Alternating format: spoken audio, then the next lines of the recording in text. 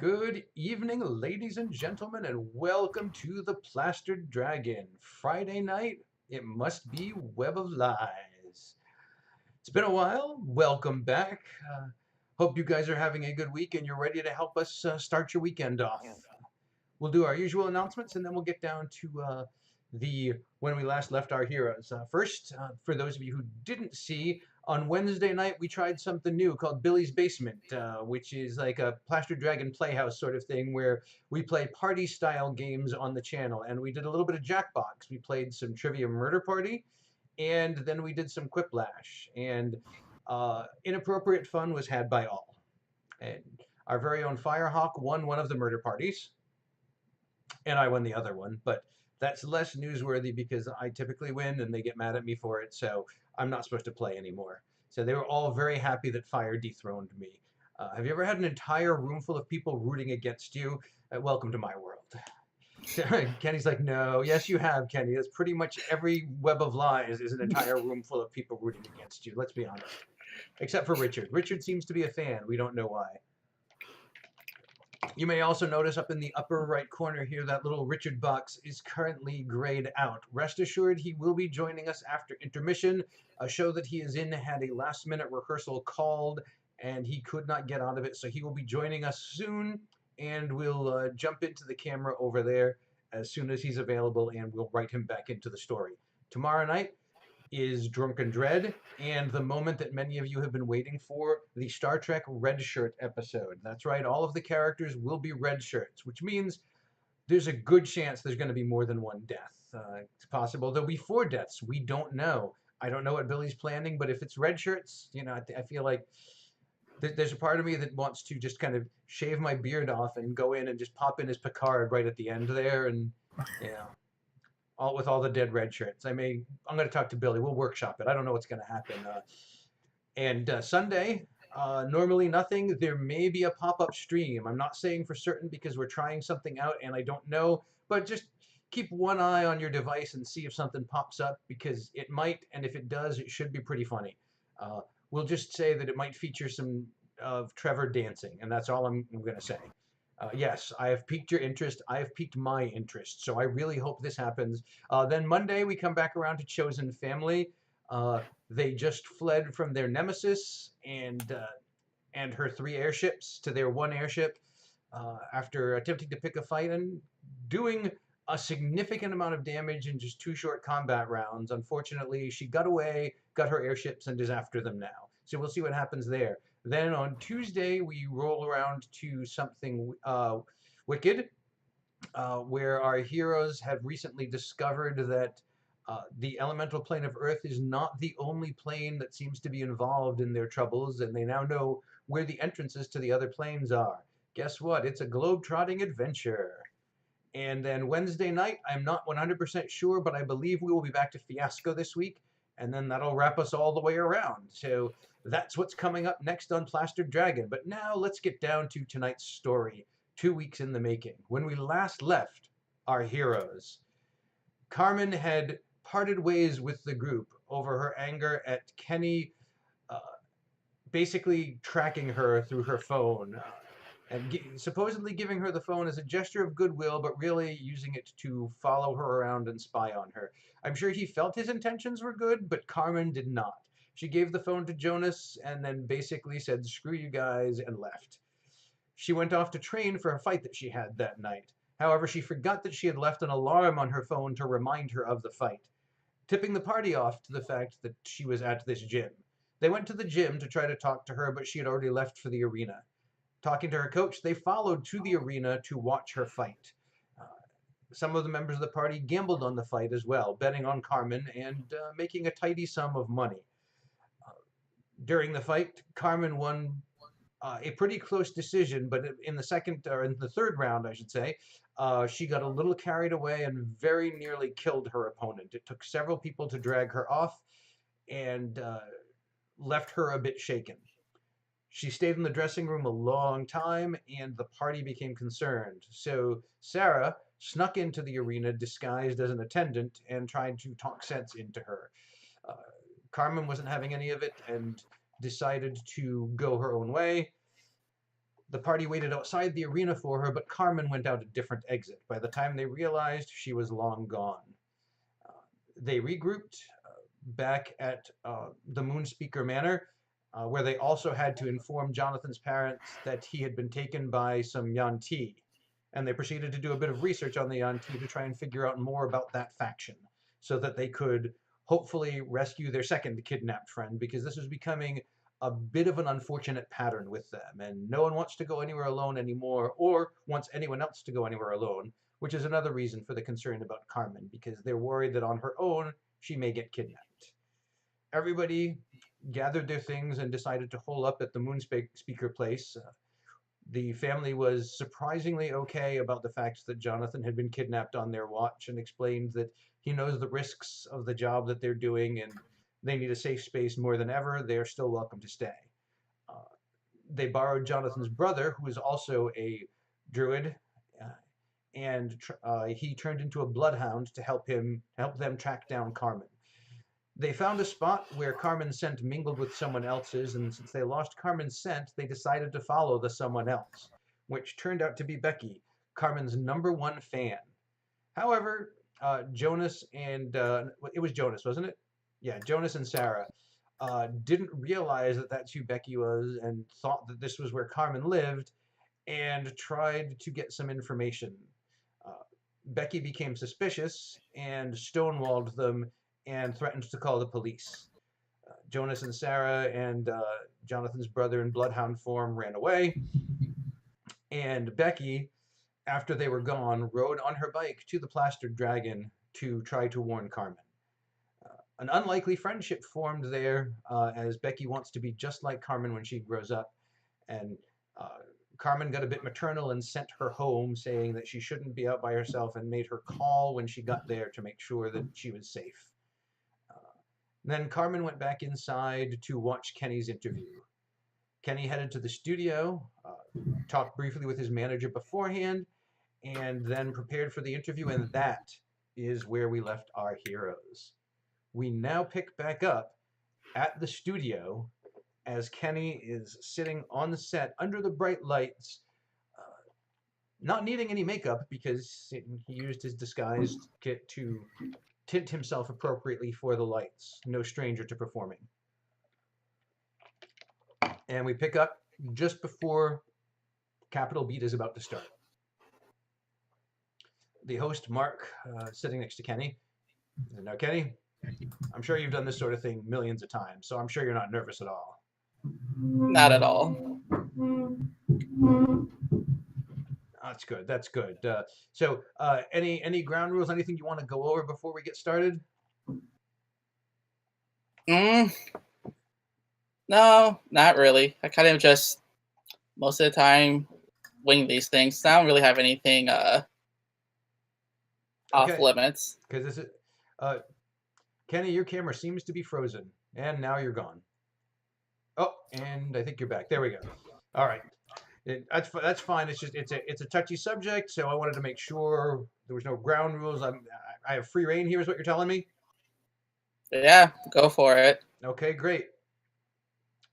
So you're all sitting at home watching, and the Capital Beat opening sequence comes on with the cool graphics and da da da da da da, opening dramatic music. Good evening, and welcome to a special edition of Capital Beat. Tonight, we're going to be here with Kenny Brown, the only openly gay country singer.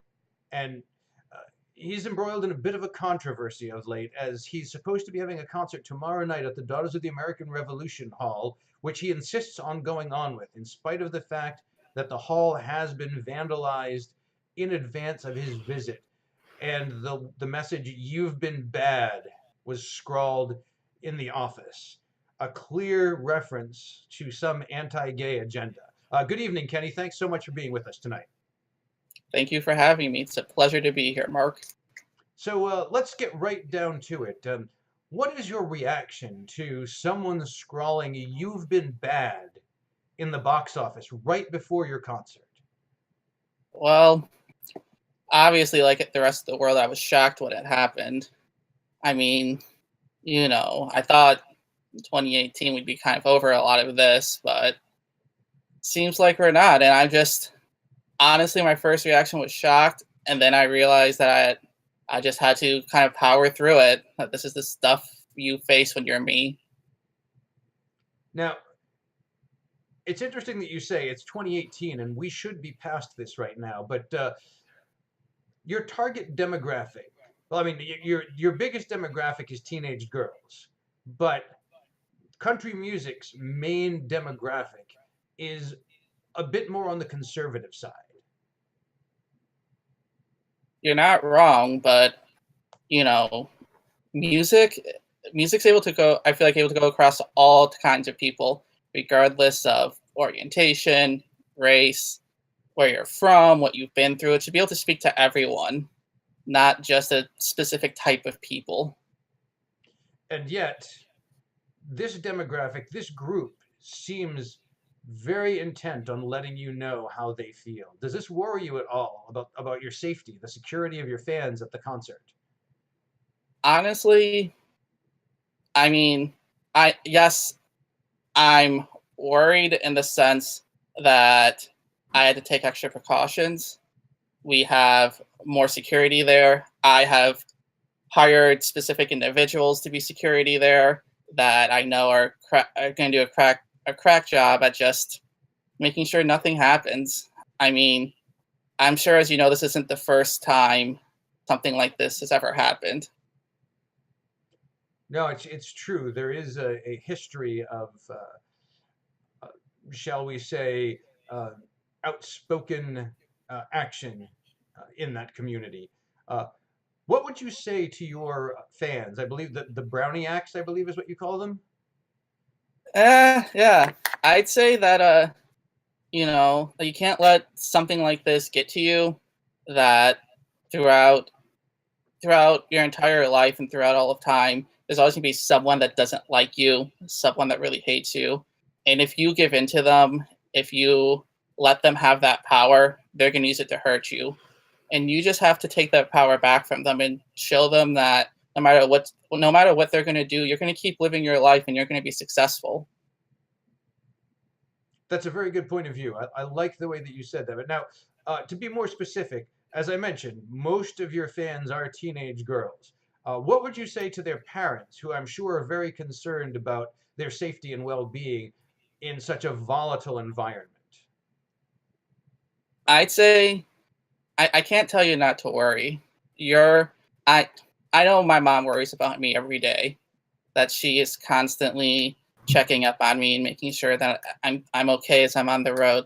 So I can't tell you not to worry, but what I can tell you that if you restrain your kids, if you don't let them live their life and don't let them make mistakes, that they're gonna live to resent you for the rest of their lives.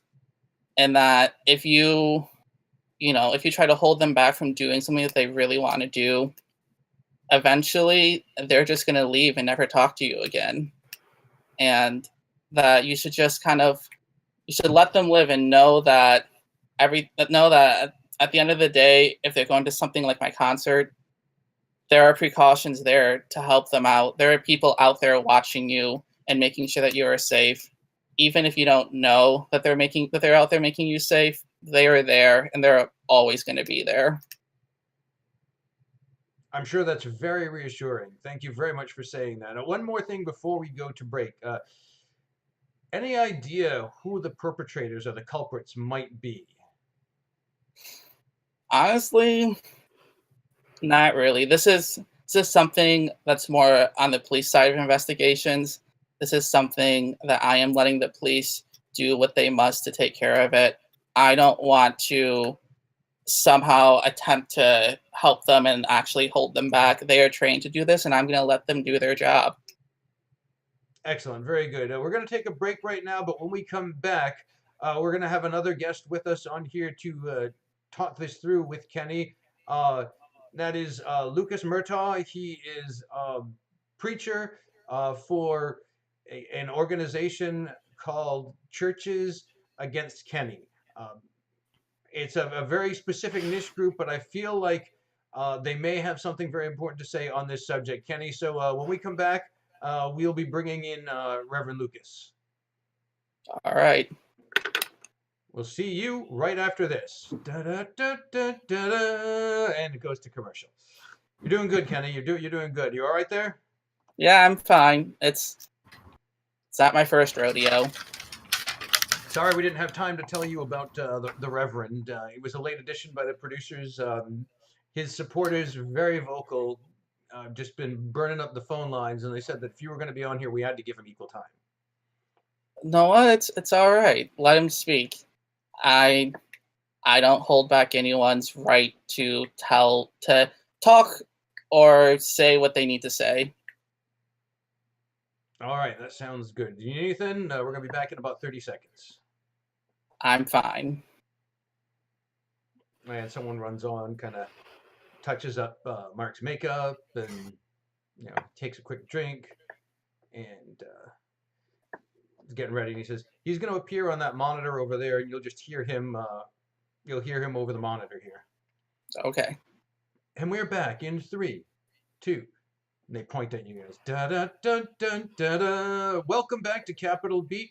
I have with me firebrand country star Kenny Brown, known both for his music and for his outspoken lifestyle. The only openly gay country star today.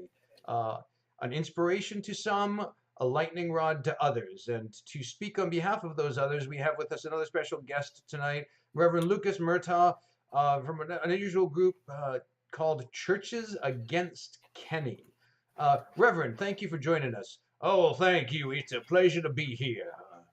Reverend, Churches Against Kenny, that's awfully specific. I mean, you could have gone for a much broader name for your organ. Well, I think it was very important, as he is the symbol for the depravity and the sin that is currently facing our country.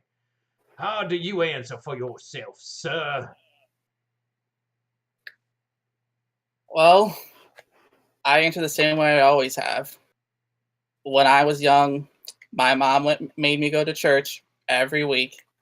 And at church, I learned that love is love, and that you just need to you just kind of need to accept people, and treat thy neighbor and all that.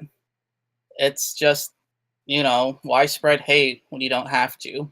I'm not spreading hate, sir. I am spreading the word of the Lord. Hate. I don't know where you get your ideas. Why, if we were all thinking like you think, next thing you know, oh, I love a dog, I'm gonna go and marry a dog. Is that all right in your church? Well, you'd have to speak to my own reverend about that. He's down in Dallas if you want to visit. Well, I'm speaking to you since you seem to be speaking on behalf of the church and talking about love is love, so why don't you answer? Well, I mean, I love my dog. He's great. He's my best friend. Am I going to marry him? No, but we don't have that kind of relationship now, do we? So you're saying if someone did have that kind of relationship with a dog, you would be okay with it? I mean, in other countries, it's okay, so... We are not in other countries. This is the great country of the United States of America. Praise God. True, but all those other countries seem to be doing okay. And I don't see why we have to be so against people living their lives and people wanting to be happy. To be clear, Kenny, I just want to interrupt for a second here. Are you advocating bestiality? No, I'm trying to advocate that you should not get so involved in other people's lives. Kenny's not doing a good job of this. He's not smart. He didn't prepare for any of this. I see. I think your message may be getting lost along the way. So you're just saying that you believe in a live and let live philosophy. Yes. I think he can talk for himself. He's the big shot star, Mark. Why don't you let him speak? Now, Kenny, I would like to ask you a question. Go right ahead. You seem to have so many answers. Have you seen the pictures of the supposed crime scene? I can't say that I have. Well, it's interesting that the words were burned into the wall, and not by no fire either. Seems to me an almost supernatural power was involved. I might even go so far as to say the hand of God Himself. How do you argue against that?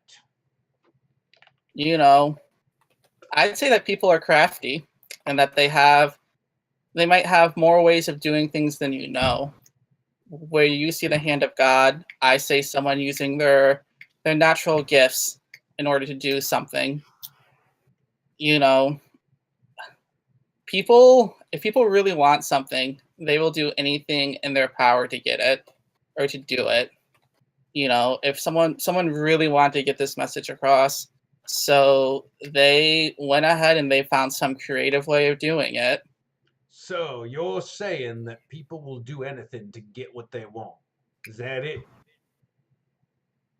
I mean, your people obviously wanted you on this show, so they did anything they could to get you onto this show. I'm only here for fairness and equality. Are you opposed to fairness and equality, sir? I am not opposed to fairness and equality. In fact, I'm preaching for equality. I am preaching for people to be able to love who they want to love, to marry who they wish to marry, and to have a happy life. Whereas you're preaching that people like me cannot have a happy life, that we will be doomed to go to an eternal pit of hell, and that we can never find true happiness. You can find true happiness in the arms of the Lord. You choose not to, that is not my fault. But let me ask you, you said people will do anything to get what they want. You wanted fame and glory. What did you have to do to get that? I had to practice every day. I had to look deep within myself every day and find out who I truly was in order to get what I want. Because for a long time, I was hiding bits and pieces of myself from the world. And I had to find the courage to speak out and, and really show everyone who I was. And that's what I had to do in order to get what I want. I had to find courage. I had to practice. I had to not hide myself from everyone. I'm sure it is no secret to you that a homosexual is not generally welcomed in the same circles as country music. And yet here you are, thriving and flourishing.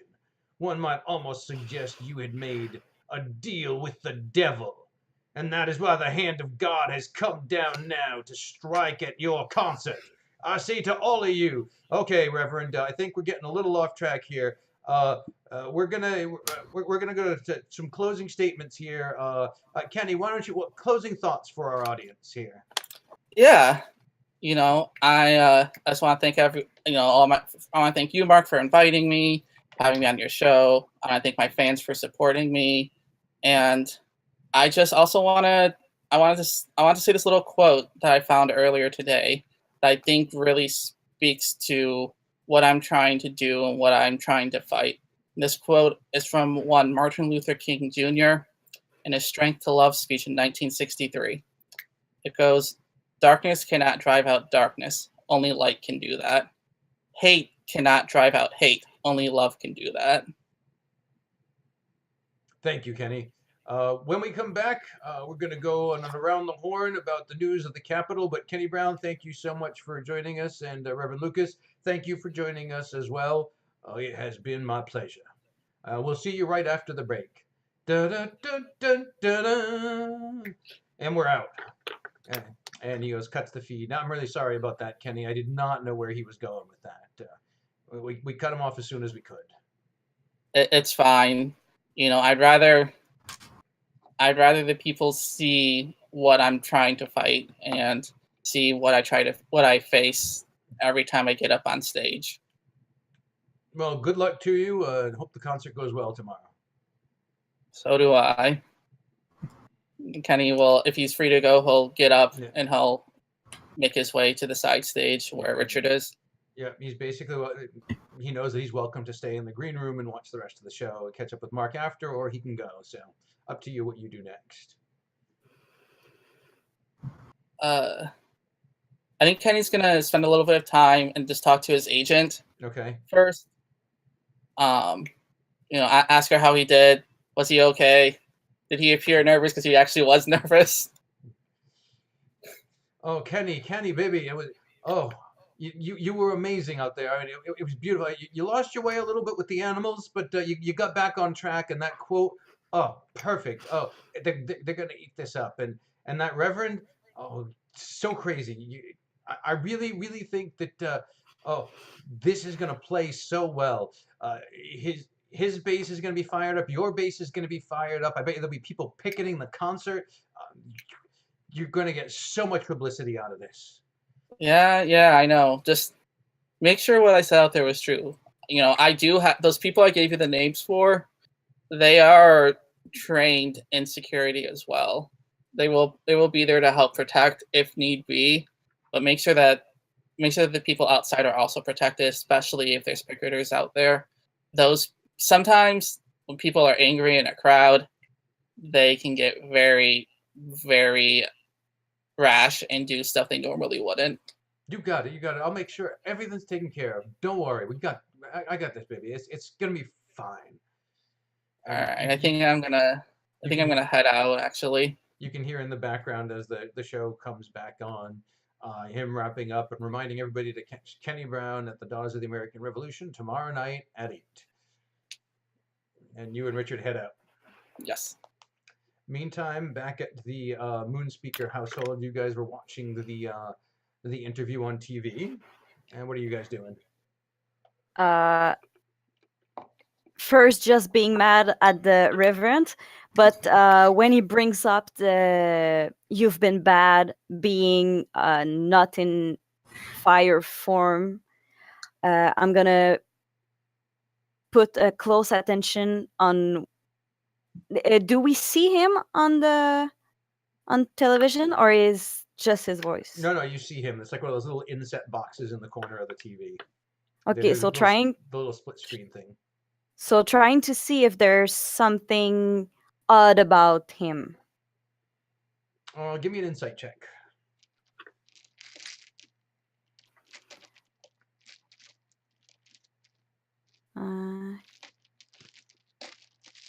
Nope, not the right page. There, okay. 18. Nothing super unusual. He seems kind of like your garden variety religious zealot, just pushing his own particular view of the world. Homosexuality is a sin, so he's going to say and do whatever he can within his power to try and sway anybody listening to that side. Okay, and just to be sure, what was his name? Reverend Lucas Murtaugh. And I'm going to search that on the internet.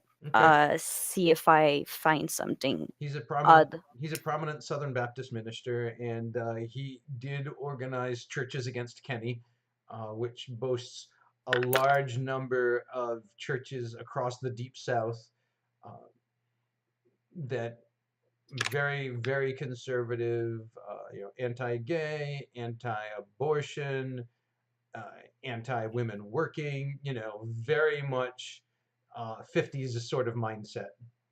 Okay, so nothing that could lead us to uh, the Drows or the Yuan-ti. No, it doesn't seem like anything supernatural at all. All right. He seemed like he saw pictures and was legitimately concerned because of the way it was carved into the wall. Yeah, Jonas during the interview was not paying attention at all to anything on the TV.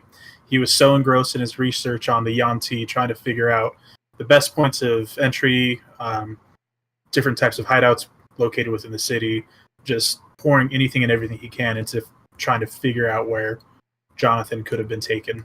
Okay. You have a couple of possible leads, but the Yuan-ti, being very much non-human looking, are understandably harder to track.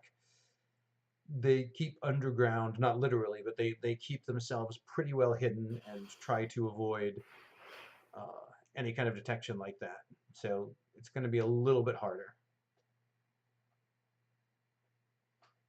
Meanwhile, Carmen watches the interview from the bar, where nobody but Becky knows she is. What are you doing, Carmen? Carmen, too, is pretty upset with that interview. But she is going to let Brad know that she's going out for a bit and going to head over to the gym. Okay. Doesn't take you long to get there. Monks are pretty fast. Speedy. I will look for my coach. Yeah, he's there. Get his attention. What is he doing right now? He's at his desk. He's doing some paperwork. I'll 'Cause it's a little stick later. my head in and knock on the door. Yeah, what is it? Oh, Hey, hey. Lopez, it's you. Yeah, you said I could stop by and collect my winnings. Yep, I did. You doing all right? Yeah, I think I'm all right. I'm doing better than I was. Let's just say that. All right. I guess it's going to have to be good enough. You know, not my place to say it, but get some help. I am. I promise. And that's not an empty promise. I'm actually talking to someone right now. Good, good. And he reaches over the desk, opens up a drawer. There's an envelope with your name in it, and he hands it to you. Hey, I have a favor to ask of you, and I know I have no right to even ask anything of you right now, but this is kind of important to me. See, there's this teenager that is apparently a really big fan, and she wants to be just like me, and we both know that I'm not a good person, and I would like you to train her. I'll pay for it, but I'd like you to set her down the right path. Trainer how? You mean MMA? Yeah, just give her a little help. All right. Tell you what, why don't you bring her by? And we'll give her a once over and we'll see. And if her folks say it's all right, then maybe we'll start her on a regimen. Because, yeah, I think we both know that you're not the role model type. No, I'm not. Thank you for doing this for me. I'll pay for whatever she needs. All right. We'll see how it goes. Bring her in during normal hours, and we'll give it a go. All right, I appreciate it. And I'm going to take my money and go. Hey, Lopez, Yeah. take care of yourself. Oh, I will. I'll be back, I promise. You can't get rid of me. All right. I'll be here. And he turns and he goes back to his paperwork. So, Kenny, where do you and Richard head? We're gonna head back to the Moon Speakers. Okay. So, Jonas and Sarah, you guys have been doing research, and you hear a car pull up. Jonas doesn't flinch. He's still buried. Still digging. I'm gonna see what's outside. Okay. You see Kenny and Richard get out of a limo. And then the limo drives off.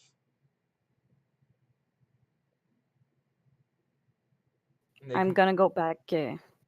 They come up to the house. They come in. I'll make my way to the living rooms. I don't know where they'd be necessarily. I assume that they're just like somewhere in the study. Yeah, you can find them. Yeah, I'll just go looking for them. Hey, Kenny. Hey, so did you watch me on the TV? Yeah. Was I okay? Was I good? Like you're nervous.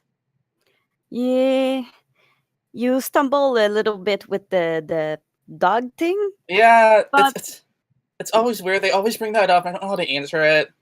Yeah, I know. I was trying to make up some good comeback about that, but no, it just always so disturbing. Yeah, they and they always bring go that there, up. and I don't know why. Yeah, that's stupid. I So did. you, Oh, I'm sorry. Go. I don't see Carmen, so I assume you didn't find her. No, unfortunately.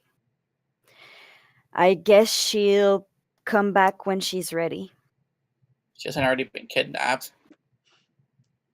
So uplifting, Kenny. So uplifting.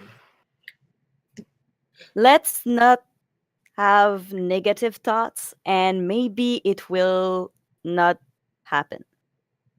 Okay. Well, I'll try.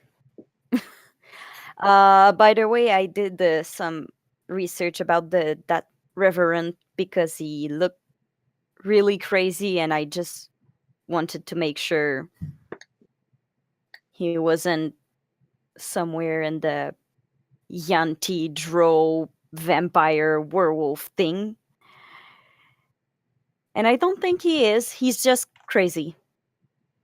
Good, because if he knew about all this and he had powers himself, I don't think I could. I don't know what I would do. Honestly, I don't know what he'd do with that power.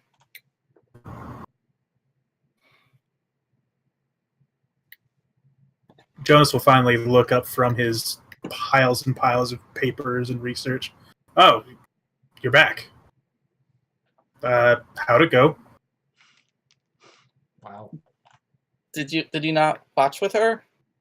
I mean, yeah, you did great. Those dogs were super cute.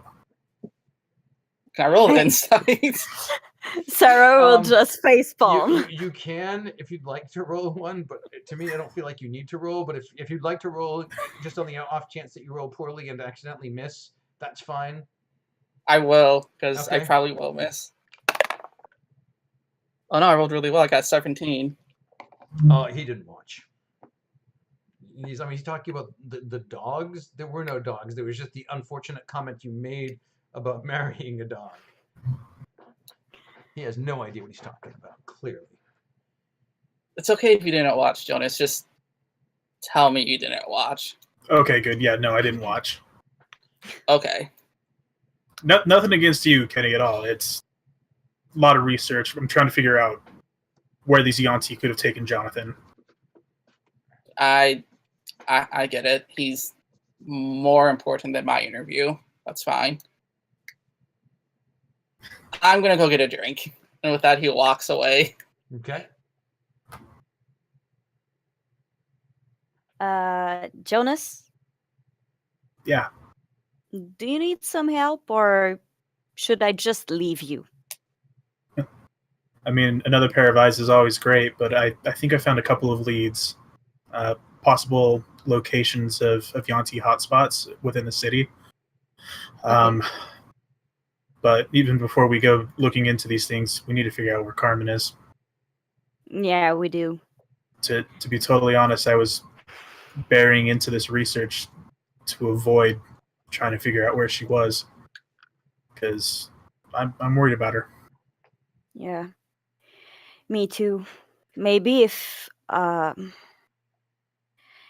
we try to go see her actual coach, he will actually know where she lives.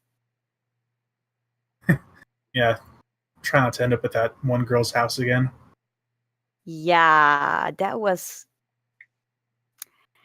Yeah. Well, with it being so early, he probably isn't open yet, so we'll go when their opening times are, and maybe we can catch him, and heck, maybe Carmen will even be there working out. Let's hope for the best. So, Carmen, what are you actually doing? You're back at the Blaster Dragon at this point. Actually, before going back to the Plastered Dragon, I'd like to go over to Becky's house. Okay, sure. You head over to Becky's house, and it's probably, but it's about 9:30, 10 o'clock at night. I will knock on the door. Okay. You hear a voice from the other side of the door. Yes, who is it? Hi, my name is Carmen, and I was hoping to talk to Becky and her mom. I'm sorry, but who are you, and what do you want? My name's Carmen Lopez, and your daughter is a fan of mine. She comes and watches my fights. Hang on a sec. Becky, get down here. You hear a murmured conversation from behind the door, and she finally opens the door. Says, I'm sorry, this is not the greatest neighborhood, and you see Becky behind her rolling up a poster. Please come in. Thanks. I completely understand about bad neighborhoods. I came from one, so I understand the need for being safe. Please sit down. Where are my manners? I just wasn't expecting company at this hour. Sorry, it's so late. I got here as soon as I could. Mom, stop embarrassing me. Can I get you something to drink? Like we have coffee, we have tea. I could get you some water. We have like flavored waters. I could get you. Water would be wonderful. Okay. Mom, do you want anything? No, honey, just go get her some water. It's fine. And she goes. She motions you into their living room. Sits down. So I wanted to talk to you about Becky. I don't know if you even realize who I am. I hope you're not offended, but really, I don't. No, it's fine.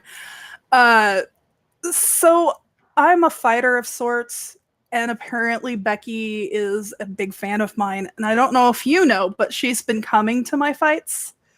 I met her the other night, and she's a sweet girl, but I'm a little worried about her.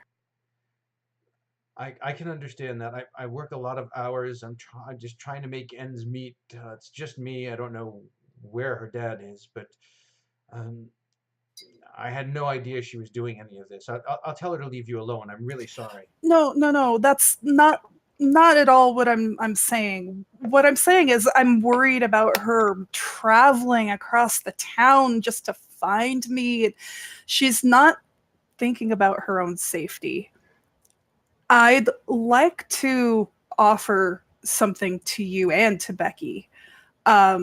My coach has agreed to take her on and see if he can train her. That way she can learn to defend herself. I understand what it's like having only one parent in the house and not always being around. Oh my God, Mom, did you hear that, Mom? Oh my God, can I please. Becky, you're not supposed to be eavesdropping. I was just bringing her water. Sit down. And she hands you your water. And she sits Thank you, Becky. Way too close to you. So I'll turn to Becky and say, is this something that you would like to do? Oh my God. Yes. That's all I have ever wanted my whole life. Becky, you're 14. You can't have wanted anything your whole life. You haven't had enough of a life. Mom. She rolls her eyes. Now, hold on a second. Why do you want this? Because you can handle anything. Nothing bothers you. Nothing stops you. It's like you have control. We don't have control over anything. That's not at all true. I may have a little control in the ring, but life is messy. I don't have much control over what happens outside the ring. When you're in that ring, you have total control. I don't have control of anything. That's not true. You have control over your own life.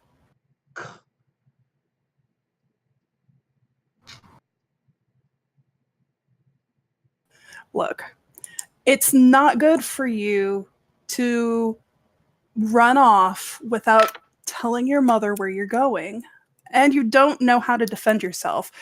That's why I'm offering this to you. I want you to be able to defend yourself and to have a good role model. So you're going to teach me? My coach is going to teach you, and he is the best. Okay. But you'll check up on me? Absolutely. Mom, can I please? Can I? Oh, honey, you know we can't afford this. That's not an issue. Not an issue at all. It's being taken care of. Why? We don't even know you. Because I like Becky. And I want her to be safe. Yeah, I gotta look out for my fans. All right, well, Becky and I need to talk about this, and I'm going to think about it, but I am seriously going to consider it, okay, Becky? Don't say a word. Becky's like, don't say a word. We will talk after Ms. Lopez leaves. Yeah, look, it's really late. I'm sorry about the time. I just really wanted to lay this offer out for you. You two talk, discuss it. I'll come back in a couple of days. I'll take both of you over to my gym. You can meet my coach. You can see that I'm on the up and up. Okay. All right, we'll talk about it, and we'll see you in a couple of days. All right. Thank you for the water. Thank you for the hospitality. I'm going to go now. Before you can even get up, Becky just throws her arms around you. I'll give her a big hug. Like, and I'll tell her, listen to your mother. Be good. I promise. And like, all right, you get up and leave, and as the door closes behind you, you hear, ah! I can't quite do the teenage girl scream justice, but you know what it sounds like. If Josh and then is here, he'd do it. Then I'll head back to the plastered dragon, and before I had left, I had told Brad to make arrangements for something else later in the evening, and I will be starting to work on that. Okay. All right. Anybody doing anything else with their evening before they want to call it a night? Kenny setting up the trailer? Yep. All right. So as this eventful day comes to a close, Kenny sets up his trailer in the backyard. Jonas goes to where he crashes out. Does Sarah go to the trailer, or does she find a spot in the house, one of the guest rooms? I'm going to go in the trailer. And Richard probably just crashes out on the couch, or the other couch. And it's the next day. So let's do a quick around the horn. How are we starting our next day? Carmen? I had Brad send a message. Okay. And I'm doing things at the Plaster Dragon. Okay, like a courier type message? Or yes. Okay. So you guys you wake up and you're downstairs having the usual moon speaker style breakfast. You know, vegan or vegetarian omelets with vegetarian sausages and a lot of vegetables in them, and protein shakes and all that goodness. And you hear something over by the door. It's not my house, and so I'm not gonna bother with it. Okay. Kenny will get up and go answer the door if no one else does. Well, when you go over to the door, there's an envelope sitting just inside the door. You will take the envelope and see who it is addressed to. It's addressed to Kenny, Jonas, and Sarah. Hey everyone, Yeah. we got mail. He holds up the envelopes to the side that has our names just facing towards them. What does it say? I don't know. I haven't opened it yet. And then when Kenny gets back to the table, he'll slowly and cautiously open up the envelope. Okay. Do you want me to see if it's trapped? I mean, that would be nice. I'd rather not blow up their kitchen. I will check if it's trapped. Okay, go ahead. Investigation, right? Yes, please. So 17. 17. You do not find any traps on the envelope. Okay, I don't think the envelope is trapped, but be careful. Okay. I mean, not many people know that we're here, right? So he'll continue to slowly break the seal and take Okay. out the contents. Okay, it's a note, handwritten note. We'll read the note aloud. Carmen, would you like to say what the note says? It's just a simple note. Please come to the Plastered Dragon around noon. No signature. Nope. Who it's from or anything. Nope. Well, it says to go to the Plastered Dragon at noon. Has Sarah ever saw Carmen write something? Not that I am aware of. Okay. I don't think anybody has ever seen Carmen write anything. I think so. Same. I don't think anybody has. All right. Well, sounds like we know where we're going to be going today. Plastered Dragon's neutral ground, pretty safe. A whole lot of magical wards and protection. So I don't see any reason why we shouldn't go. This is true. Yeah, but remember about Boston and how their entire tavern blew up? Right. This one's been closed down since that incident, and I haven't heard anything otherwise. So I say we go for it at noon. That's fine. If it starts to blow up, I can get me and someone else out really quick. Fair enough. Okay. I can be pretty quick too.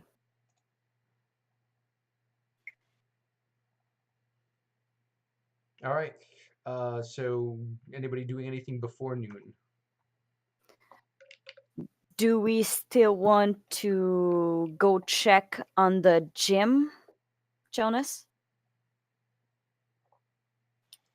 I mean, we can see if Carmen's been there recently. We've probably got a couple of hours before noon. Yeah, Probably wouldn't hurt to check it out. I kind of also want to see Seamus. Is he still holding on to those objects for us? Yep, he is. I think we should probably go and. Do you know what they do, Jonas? Did he tell you? I think he was just identifying stuff for us, learning magical properties and stuff. I didn't spend a whole lot of time with Seamus.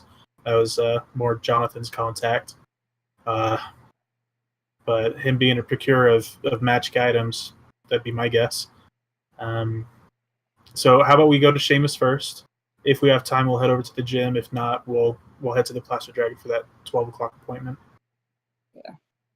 Then we can go to the gym afterwards. Right. Okay. So you guys head over to Seamus's place. Door swings open. Little bell rings. He's standing there behind the counter. Oh, it's you again, is it? All right then. What kind of trouble are you here for today?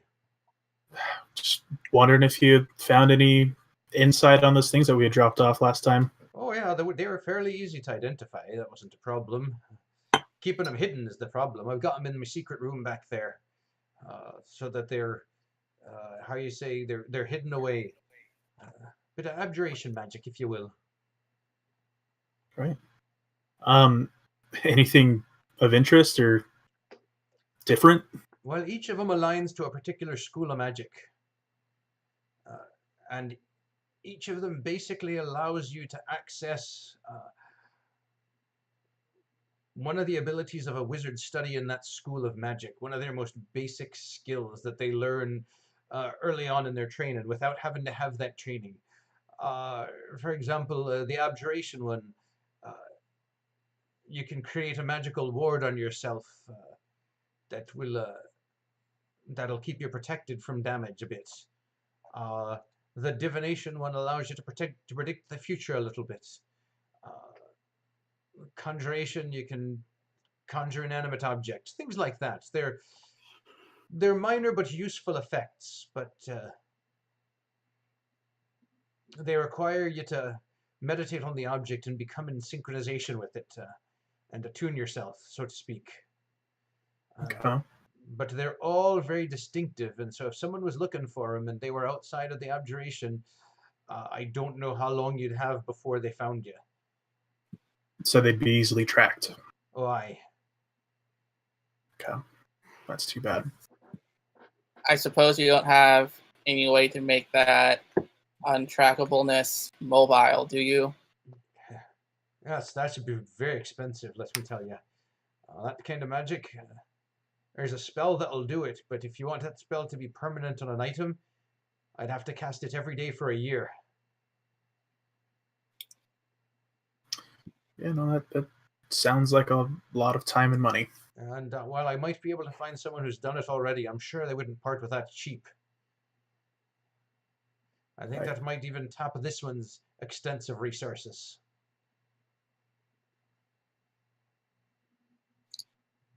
And I Okay. suppose you don't have any wands or anything that already do that already cast that spell. No, I could probably find you a scroll that can cast it, but that would only help you maybe once or twice. You know, since we're already here, Seamus, do you have anything for added protection? Mm. What are you looking for, lad? Either a, I don't know, necklace or possibly even bracers or something like that. Just something that adds a little bit more, protection against blows. I'll see what I can find out for you. I don't have anything on hand, but I can go and do a search, see what I come up with. That'd be great. I mean, my bank account's a little slim. What do you think something like that would cost? Oh, so you mean like a bracers of defense or something like that? Or something like that. Oh, that's a pretty tricky item there. I would say that you're probably looking in the tens of thousands of dollars there. Figures. All right. I mean, if we could find something a little bit cheaper, I'd be interested. But as of now, that's a little out of my price range. All right. A lot out of my price range. What is your price range, just so that I know? Currently on me, got about $1,000. All right. I mean, I could probably do some odd jobs here and there. Get a,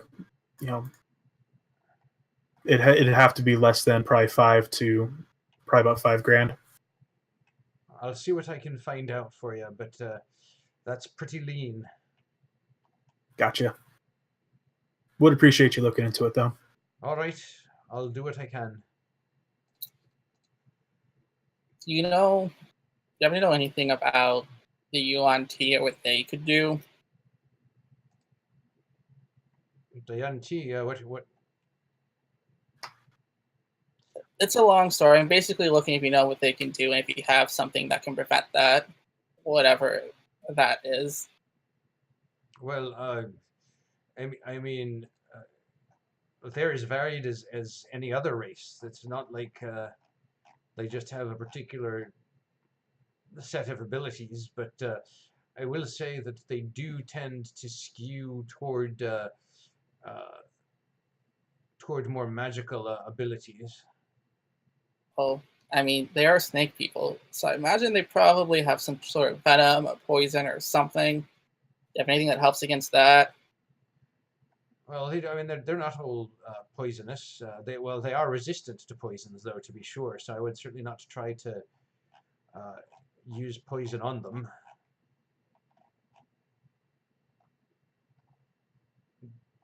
But I mean, anything you might find with a resistance to poison would probably help a little bit. But I mean, you know, the bigger issue is going to be whatever abilities they happen to have, whatever training they happen to have, much more than any innate racial traits.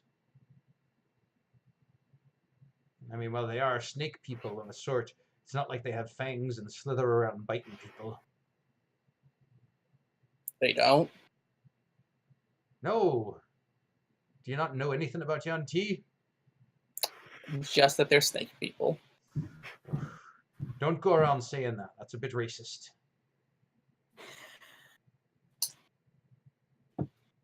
Well, they're a bit mean. Mostly. Anyways, But I mean, you know, I mean, sure, a lot of them are mean, but you can't really say that all of any one thing is one way. I mean, are all orcs evil? What about all goblins? Would you just kill one of them on sight, or would you try to find out what they're about first? depends on what they did. If they were trying to kidnap me, yeah, I'd probably kill them on sight. Well, obviously, but I mean, not everyone you meet's going to try and kidnap you, are they? That seems to be the trend around us. Well, I'm very sorry to hear that, then. Anyways, you also talked about you have this spell on a scroll. How much would one of those cost? What kind of scroll are you looking for? The one that makes the things undetectable. Oh, that'd probably be a few $100s.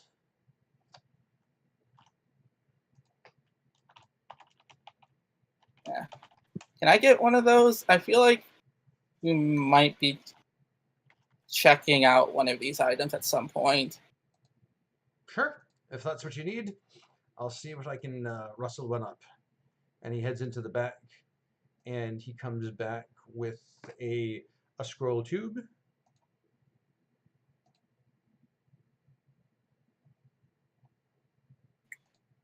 And he says, all right, let's see. I'll sell this to you for, let's say, oh, I don't know, $250. That works out just fine for me. Okay. So you have a scroll of non-detection.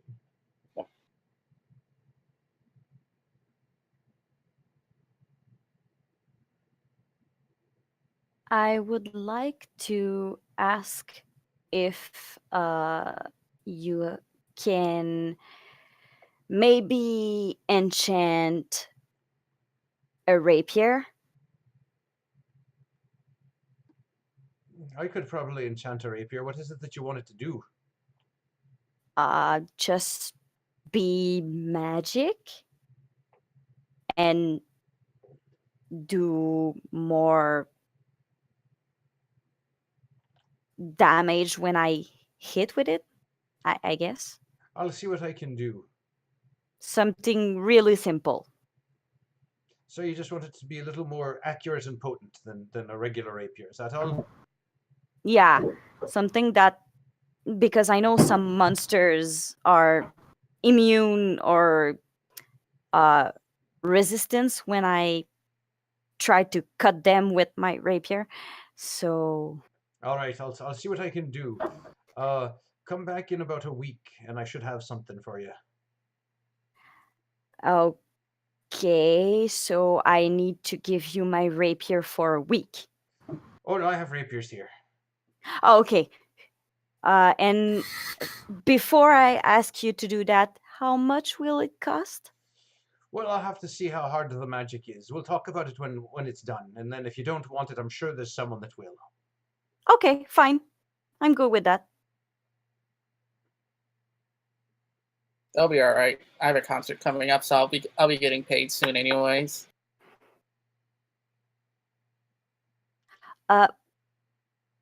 Kenny Sugar Daddy Brown. And Carmen, you took care of that other errand you told me you were going to take care of, right? The one that you were like, we don't need to spend screen time on it? Oh yeah, sure. Okay, cool. Secret errands. All right. Well, Yep. Seamus, thank you so much for your time. Always a pleasure. Yeah. We'll see if we can find a time to possibly return those items back to where they were originally collected from. Well, that sounds fair enough to me. If you do, I would recommend doing it quickly. In the meantime, I'll leave them locked up for you. Appreciate that.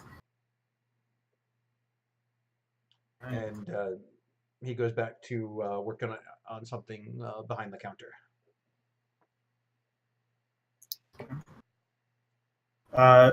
What time is it currently? Probably about 11. 11 or so. All right. Do we want to make our way to the Plaster Dragon? Maybe get there a little bit early so that we don't, so we can know what to expect when we get there. Probably. Yeah. All right. So we'll go ahead and head towards the Plaster Dragon then. All right. On the way there, I will ask Kenny. Hey, Kenny. Hmm. About your concert. You said something on the interview yesterday about having people train and everything. Yeah, I was talking about you guys. You know, you guys have the backstage passes. You'll already be there. I'm sure if something happens, you'll jump in. I'll jump in if I have to. Okay. I mean, you're not just gonna let an entire concert hall of people be subjugated to whatever may or may not happen. Yeah, no, I figured we were the people you were talking about. My question is, will we get like a little something in exchange? Not that the pass is nothing, because I mean I could just probably sold it for a lot of money and not be there to help you guys, but I won't do that. I'm sure I'll get my manager to pay you some based off the profits. If she's really being a stickler, which I don't see she's going to be, I'll pay each of you something for it. Don't worry. It doesn't have to be a lot, but I mean, we're doing a job, right?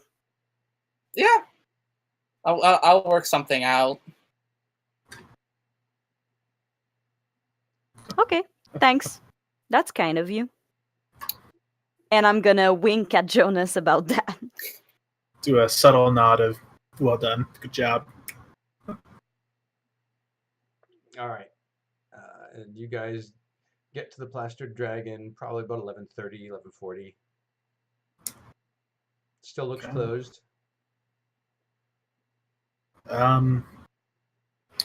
Did the note specify entrance or anything? Nope. Just said to come to the Plastered Dragon. Want to try and get the barkeep's attention? Go around the back again. Okay. Yeah. Go around the back. Start, I guess, knocking on the door. Okay. Hang on a minute. I'm coming. Yeah.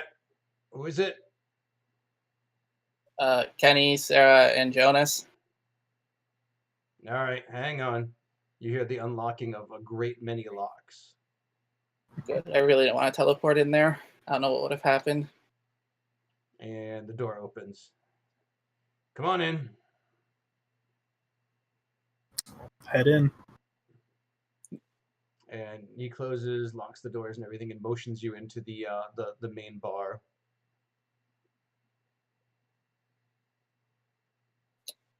So, do you know why we're here? Yep, Are you going to tell us why we're here? not my place. I mean, this is my place, but I'm just doing a favor. So you did not write that letter. No. Who wrote Just that go letter? in the bar. Good grief. Well, first of all, and second of all, another question: when is this place going to open again?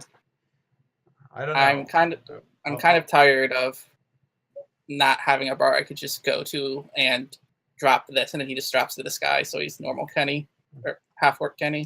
Yeah, well, I'm kind of tired of living in fear that I'm going to get blown up. So when we got that sorted out, then we'll look at opening the bar again, okay? It's felt like weeks. I'm sure it has. It's felt long to me, too. I'm losing money, but this whole not being blown up thing, kind of important. And I don't think you want the bar being blown up either. This whole losing neutral ground, not great. I mean, the bar can be rebuilt. So it's the loss of war that's really gonna kill you. Yeah, the wards are the problem. The physical space, not a big deal. But the complex series of wards, that'll take some doing.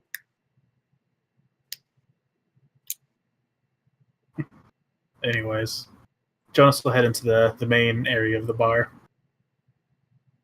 Okay, you go into the bar and look, Carmen's there. I will try not to look surprised.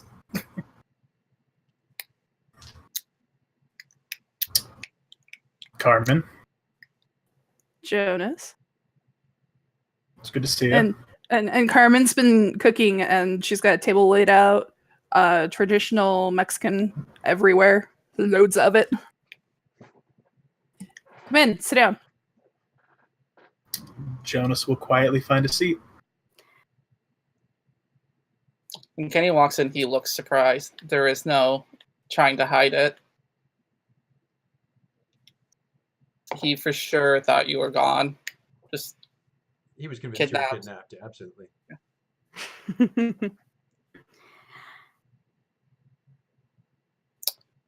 well, this is a surprise. Yeah, I'm kind of surprised you came. Well, the note had my name on it, so Yes, it did. It Sit also down. didn't say who it was from, so No, it didn't. Sarah will enter last, and seeing Carmen, she will give a little punch on the shoulder to Kenny and see? Positive yeah. thoughts. Positive thoughts. yeah, I know. I just would have thought the Drow or the Yuan Ti or I don't know what's next. Elephant people would have kidnapped her. Elephant people, come on. Rhinoceros people, hippo people. Clearly, Let's not get crazy here. clearly the elephant people. It had to be. And without Carmen asking her to sit down, she's just gonna grab a seat. Okay. Kenny will tentatively sit down. He doesn't look at ease. He's not sure what's going to happen. You guys want drinks? I mean it's noon, so I'll take a double whiskey. Good choice. Anybody else? I'll wait to see what you are about to say to us, and after I'll drink. Sounds like a good idea. But you should start boiling some water. After a concert, I need my tea. It's important. I'll get right on that, and I'll go find Brad and have him boil some tea. Okay. He goes and boils some water for some tea. And then I'll come back with Jonas's drink. Come on, eat. This food is getting cold.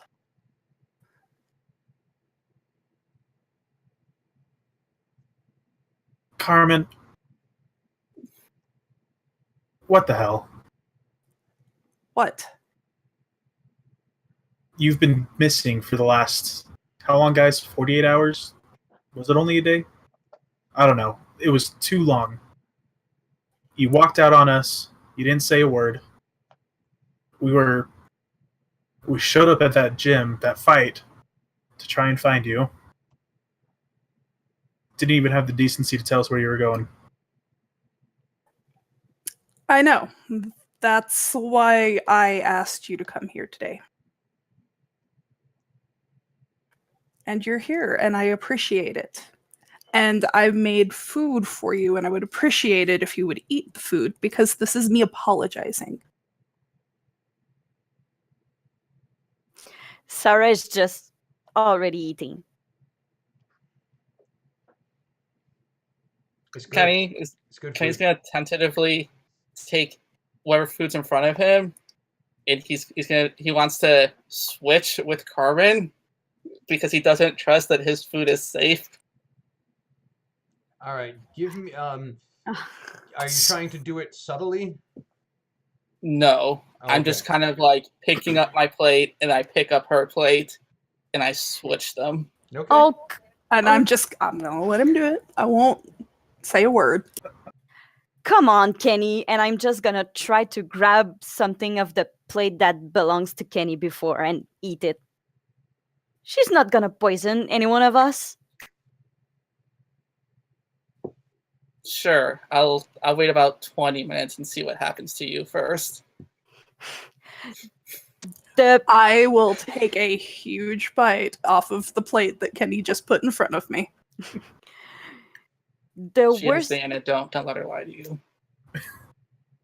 Shut up, Oh. Kenny. Just This is like the Princess Eat Bride. I the saw the apology. movie. I can clearly not eat the Mexican food in front of me. Kenny, if it is poison and something happens, I'll dispel it. It's fine. Well, we'll make sure you're taken care of. You can dispel poison. Sure. Look, I'm not gonna poison anybody in the plastered dragon. What You- do you think of me? Well, I think you're probably still pissed at me, and you probably don't like me. So I wouldn't put it past you to do something. You know, Kenny, you're right. I don't like you. I don't like a great number of things that you have done to me.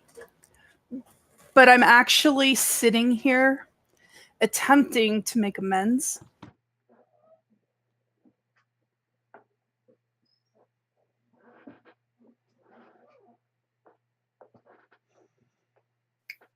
Kenny's just gonna slowly pick up his fork, just stab it into something, and bring it up and start to chew. How And does, even though it's good, he's not gonna say it's good. how does Kenny feel about Mexican food? He's from Texas. He likes Mexican food. No. He gets like the legit stuff. And this is the legit stuff. This This is- is traditional. This is authentic. You're actually kind of impressed, in spite of yourself. He's gonna try and not convey that though. Okay. Look, I know I've been difficult in the short amount of time that we've known each other. What I did was rude. It was uncalled for.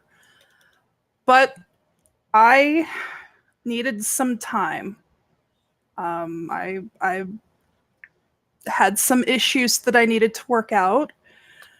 And Brad is helping me figure that all out. He grunts from behind the bar. Thanks, Brad. So, what have you guys been doing? He's training me. In like a math tutor sense? Training you how to be a barkeep? Sure, go with that.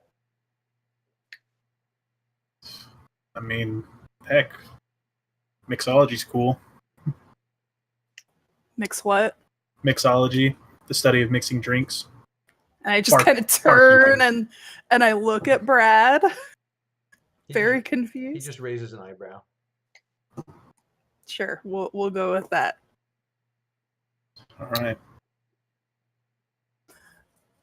Look, I'm. It's difficult for me to say this. All right, I'm really sorry about the way that I've acted. Kenny, I don't even know what I could have possibly ever done to you to get you to hate me so much like you do, to make you want to do everything that you've done against me. But whatever it may have been, I'm sorry.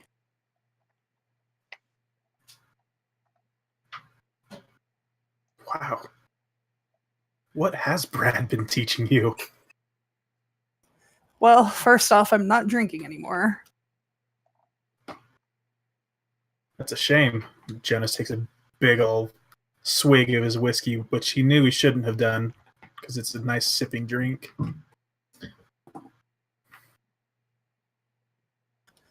You know, I realized with some help that I need a clear mind to focus on what's important, what's in front of us, and to maintain a balance of sorts.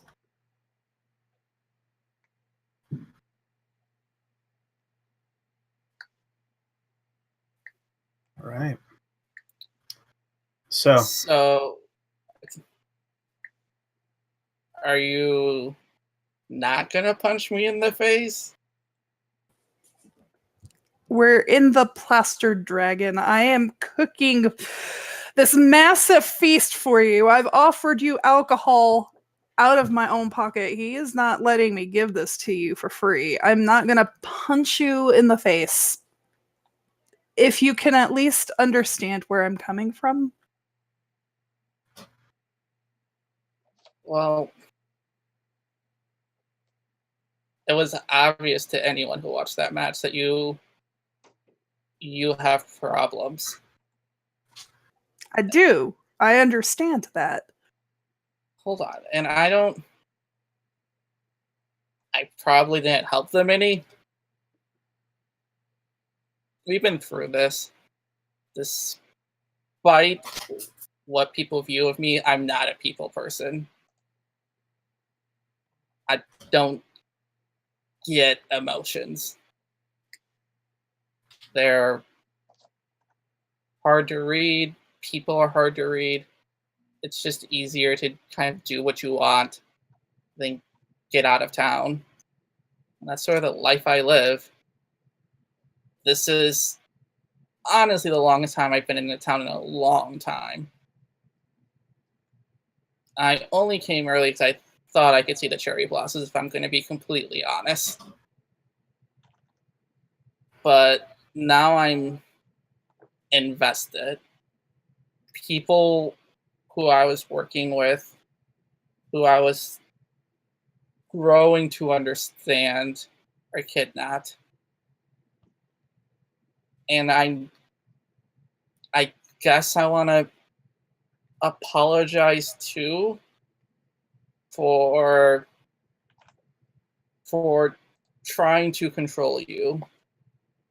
It's kind of what I do best, and it's what I default to when I don't know how to deal with a person necessarily.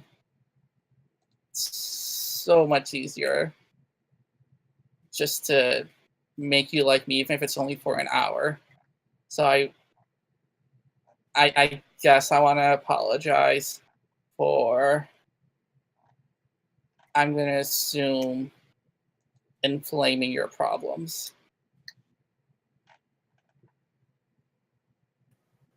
You realize that the things that you do are abusive, right?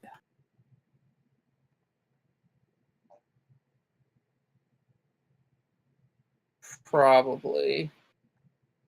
I mean, I never really thought of him that way, but I can see it.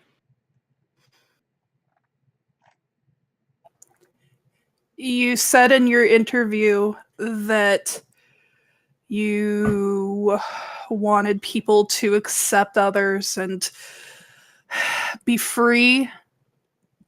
Did you not? Wait, did you watch my interview? As I watched your interview, Kenny.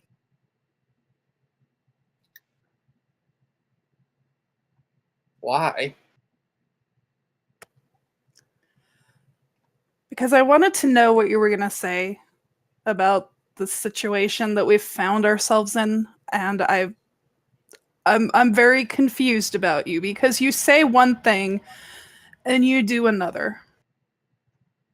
Well, kind of have to say one thing when you're on camera. Otherwise, So- no one's gonna like you about your tickets. Do you believe the things that you said on camera? I do. I do believe that you should be able to do what you want, but I don't know. I have a hard time letting people do things that they want to do when I don't think that's the right thing.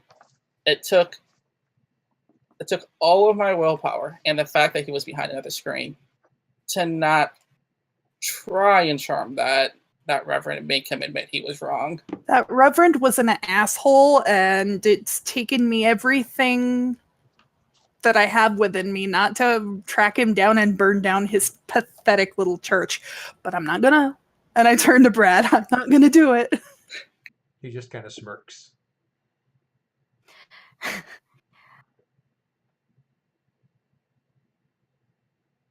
Let's see. I think we've come to an understanding that I was wrong in the past, you were wrong in the past, and that I have done stuff to inflame whatever it is your problems stem from. And I really appreciate this gesture. And I think that as long as we acknowledge that we may not get along, and that as long as we acknowledge or agree not to poke fun at each other, to not try to get the other one, that we should really just be focusing on our collective mission. I need you to promise that you will never try to use magic against any of us ever again. Can I heal you? I said against, not for. I mean, no more trying to charm people. No more trying to hurt anyone. And for God's sake, explain to me why you didn't just tell me that you were trying to track me for my own damn safety when you put the GPS tracker on my fucking phone. Because at that point, I don't think you would have believed me. And it was easier just to let that detail slip underneath the rug until it popped back up again. Honestly, I thought probably would have been gone by now, and then your phone would have been canceled. And what about Sarah? Why didn't you tell Sarah? Same thing. Slip it underneath the rug. It's just easier not to tell. I mean, especially since at that point she already knew I got you a phone, so I assume that she figured I did that to you, I did that to her, you would find out, it would come back to me, it would have been a mess. It's not cool. But- Do you understand that? It's not cool. I understand. If we can go to the store, and I'm sure we can change it where our phones are all able to track one another. Oh, I already got a new phone, and I pull out a shiny brand new cell phone that I bought the previous day.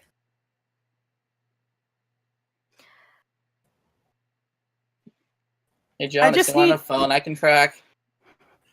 I just No. need you to promise that we're going to actually start working as a team. We have to be able to trust each other, especially if we're going to go find Signy and Jonathan. We have to know that you're not going to fuck us over or backstab us at any point. I'm not gonna fuck anyone over. I'm not gonna backstab anyone. I will do everything I have in my power to try to find these individuals, try to help my friends, and not harm you guys in the process. I'm not gonna say I'm gonna be perfect at it. Habits are hard to break, but I'm gonna put forward a conscious effort to not do it. That's good enough for me, and I hold out my hand. Kenny will hold out his hand. And the momentous You- event happens. You actually gonna shake my hand, or are you just sitting there holding your hand out? I'll shake Carmen's hand.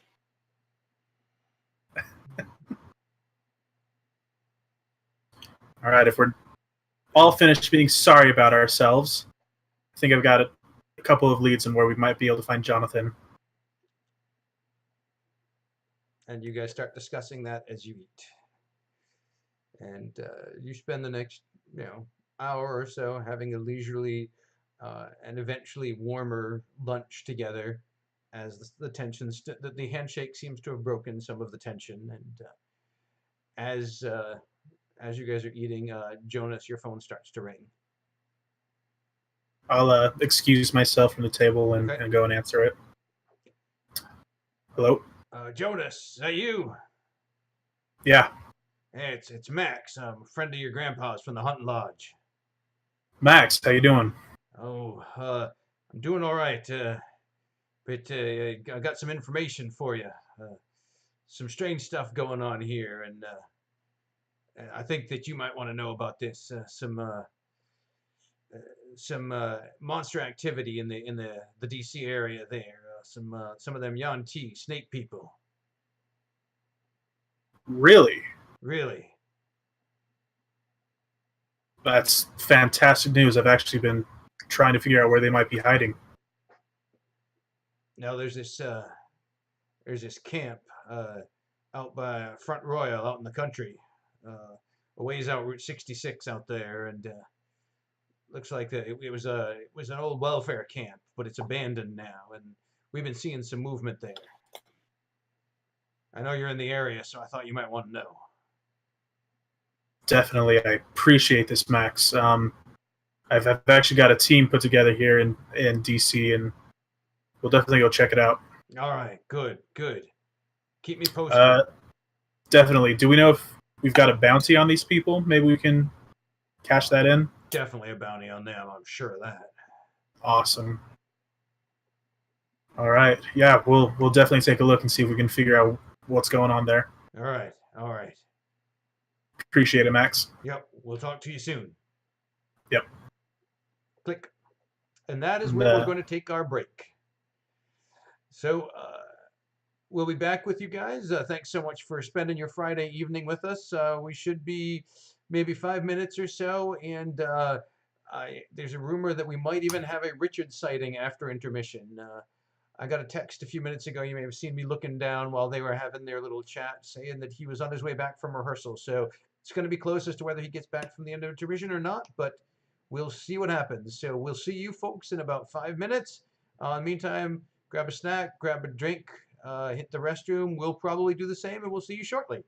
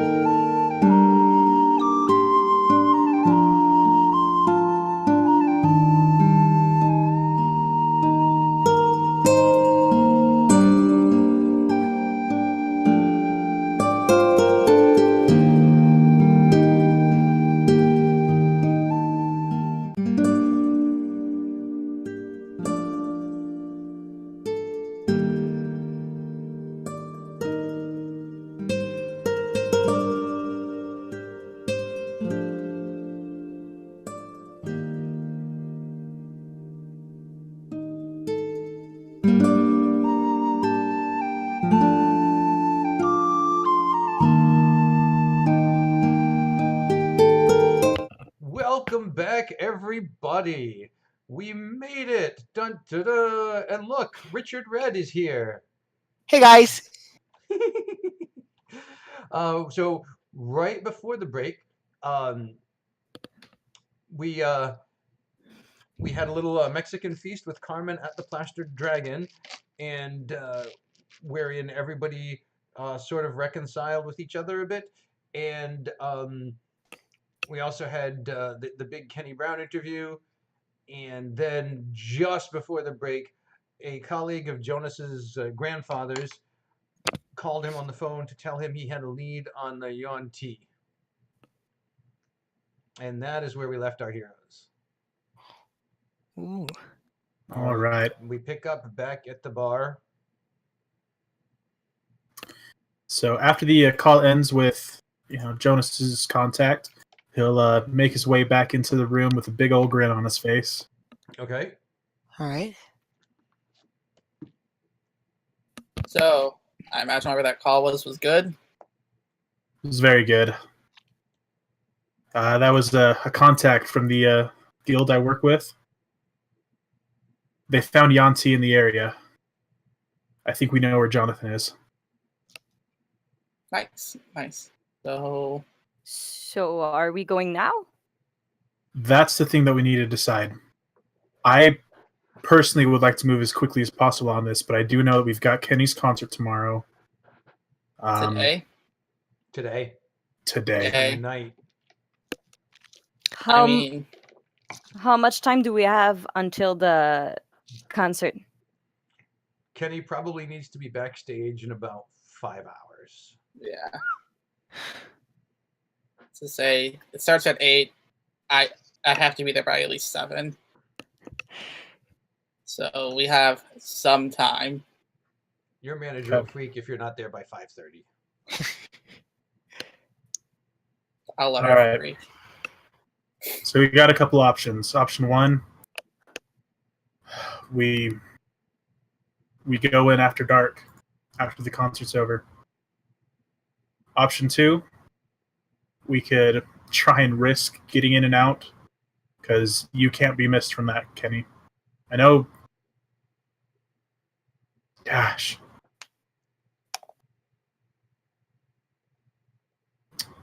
Option two, we all go in.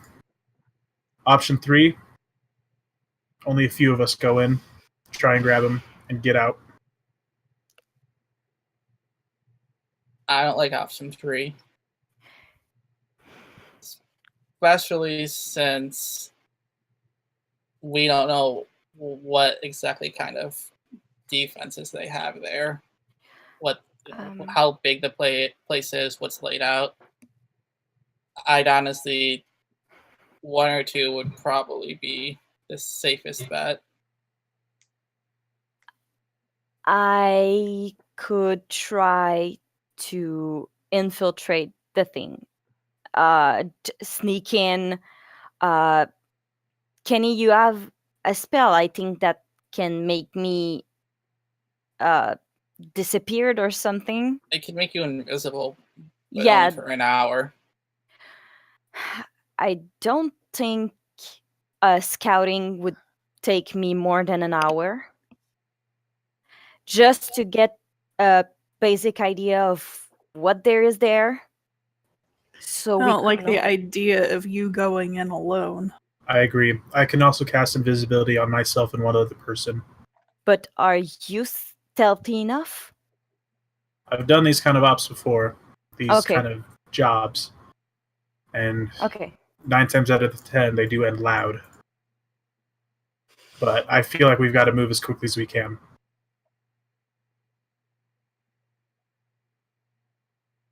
Yeah.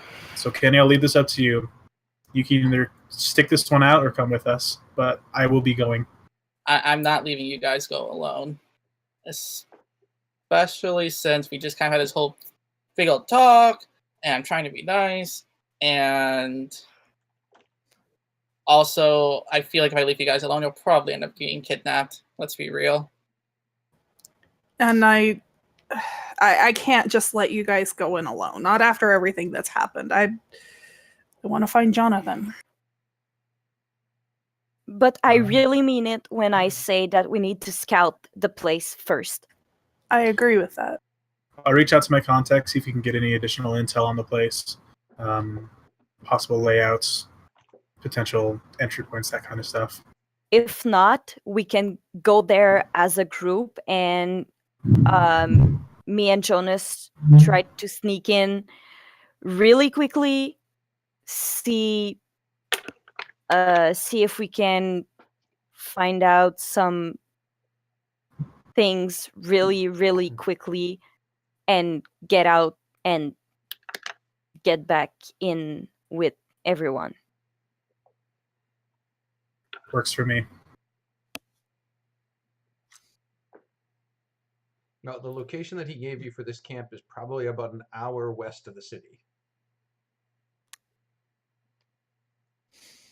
Be cutting time real close. So that'd be like 3 hours to get in and get out, just mathematically. Yes. That's if everything goes right. Well, and then you're the headliner, right, Kenny? Yeah. If you're late, you're late. I don't think that's how that works. Yeah. It's how it'll work. It'll be fine. It's not a rock concert. The concert starts at 8. I don't have to do hair or makeup. I can be there probably the latest by 7. I could pull it off with my manager. Well, we'll figure that out when we come to it. So we're going now? I say we go now. Let's go. All right. So you guys start heading west on Route 66. Yep, I'll reach out to Max again Okay. and see if he can provide any type of intel and send it directly to my phone. He says, let me see what I got. I think I got some maps of the camp. Sending it your way now. And like you, about 5-10 minutes later, you get a couple of PDFs sent to your phone that look like pictures of paper maps of a camp. Okay. All right. Before we actually head west, and after getting that info, we're going to have to head back to the Moonspeaker farm because I think we left Mr. Richard Red there, if I remember correctly. Yes. Fortunately, it's on the way. All right, we'll swing by, grab and go like he did with Carmen, and Wait, we're taking this this guy? he said he wanted to help in any way that he could.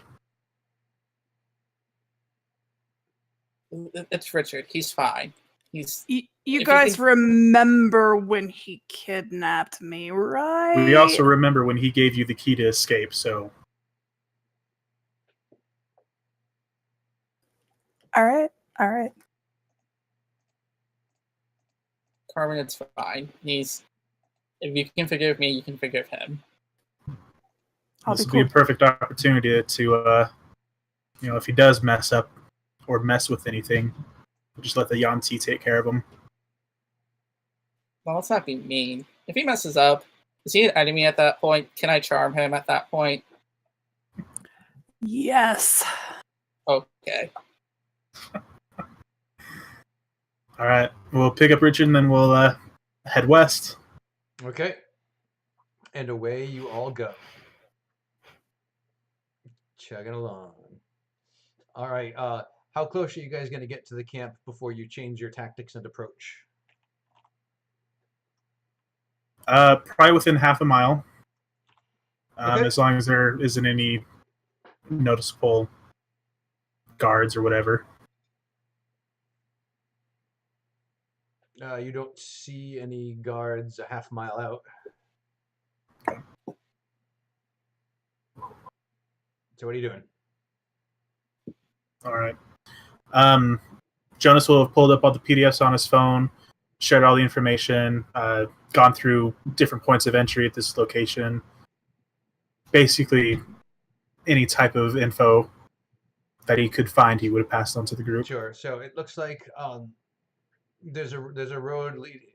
that leads off the main drag toward a bunch of properties out that way, and then a dirt road pulls off the side toward the campground itself. Um, and there's a parking lot with an office and a mess hall, and then there's like sports fields that look pretty run down from the picture, and then a series of cabins scattered around. And there's a lake and a boat dock. It looks like you don't see on the topography any water sources like any streams or anything like that. So you think it's probably a man-made lake. Okay.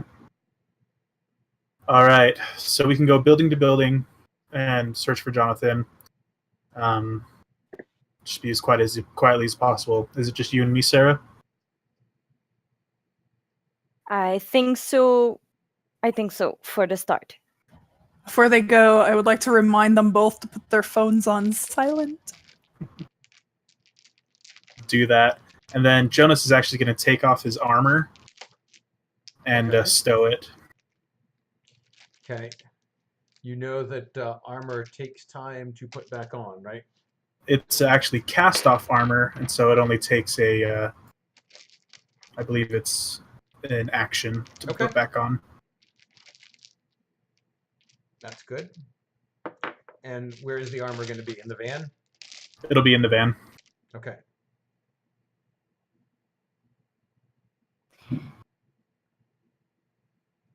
I'm gonna stand in front of Kenny and Kenny, do your magic. Okay. Don't worry Kenny. about it, Kenny. I've got it. Okay, Sure. I'm It doesn't gonna- cost me anything. I'm gonna turn back to Jonas. Jonas, do your magic. And I'll cast invisibility on myself and Sarah.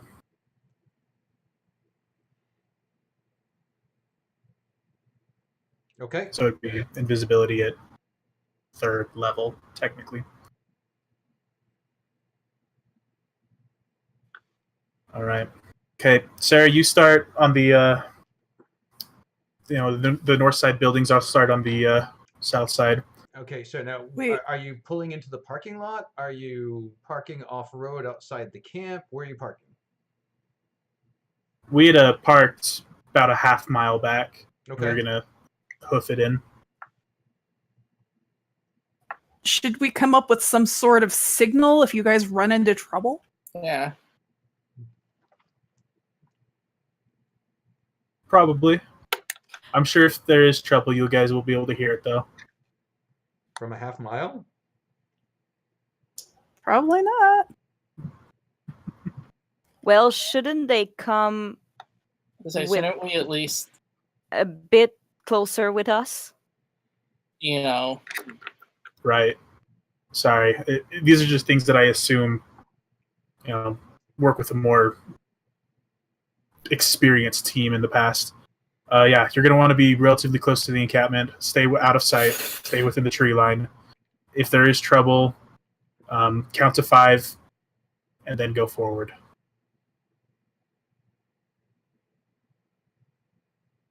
Okay. So, are you searching just the cabins, the mess hall, the office? So,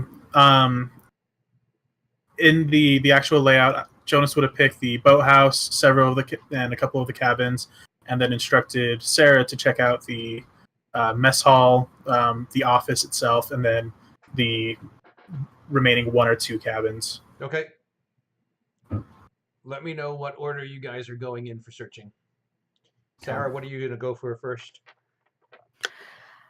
The main hall? Okay, the mess hall? Yeah, that. Okay. Jonas, what are you going for first? The boathouse. Okay, both of you give me stealth checks. Invisibility gives That us gives you advantage, yes. Okay. It's a 19 for Jonas. Okay. 29. Okay. So you guys quietly sneak up on the buildings. You peek in through the windows of the mess hall, and it looks to be abandoned. Okay. Jonas, you creep up to the boathouse, and you peek in through the windows, and There is a chair in the middle of the boathouse, and it looks like a man tied to the chair with a bag over his head. Okay, I'm going to check the boathouse door for if it's locked. Okay, it's not. Check it for. I'm not experienced with traps, and as quietly as I can, push open the door. Okay. You push open the door very quietly. It does not make a sound. Make my way over to the man. Just by telling by physical features, can I recognize him? Give me. It's a little bit dark, so go ahead and give me perception. That's a 19 plus 1, so 20. You don't recognize the man. It's not the right build to be Jonathan, which is who you're Okay. expecting. Take a mental note of that and then move to the next cabin. Okay. You head to the next cabin, and Kazuki, where do you head next? Office or a cabin? Cabin. Okay. You peek into the cabin, and it looks to be empty. Jonas, you pick the nearest cabin. Also looks to be empty. Jonas, give me a perception check, if you would be so kind. That's a 18 plus 1, so 19. All right.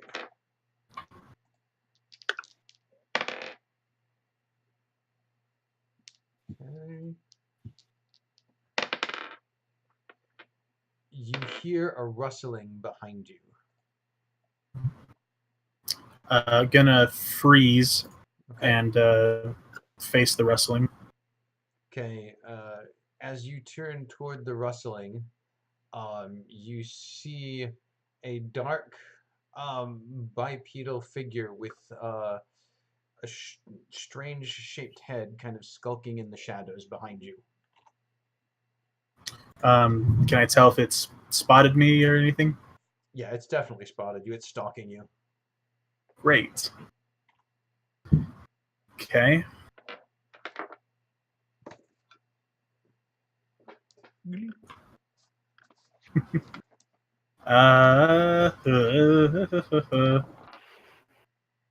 Okay, I'm going to drop my invisibility and attack this thing. Okay.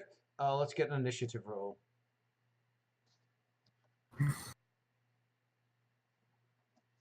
It's a 21. Okay.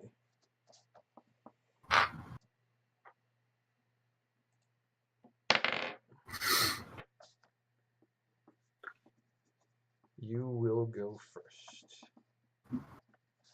All right. So I'm going to. Let me see.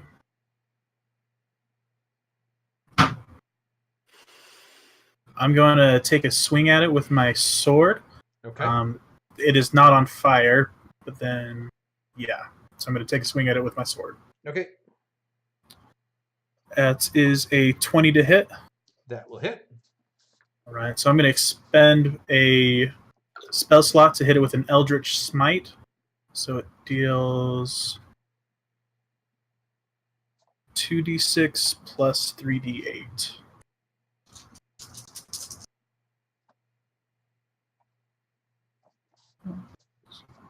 And that deals 26 points of damage, and I will knock the target prone. Does it get a save? It does not. Okay. Nope. All right. That's your turn? Mm-hmm. All right. On its turn, it will stand up. And does any of that make noise? It shouldn't, unless, steel hitting skin. And it is going to make 2 attacks against you, 1 scimitar attack and 1 bite attack. So first the bite. That's going to hit a 21 armor class. That'll hit. All right. You take 8 points of poison damage and 5 points of piercing damage for a total of 13. And now the scimitar misses. And it is going to elect to use one of its special attacks.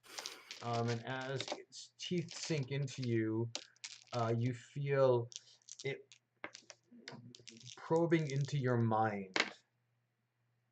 And you feel sharp pain inside your head, and you take 17 points of psychic damage as it lashes out into your mind through the bite.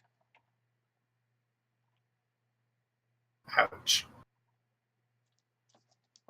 Kazuki, go ahead and give me perception. See if you notice any of this.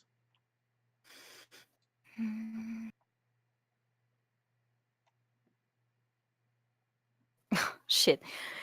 15. 15, you do not notice.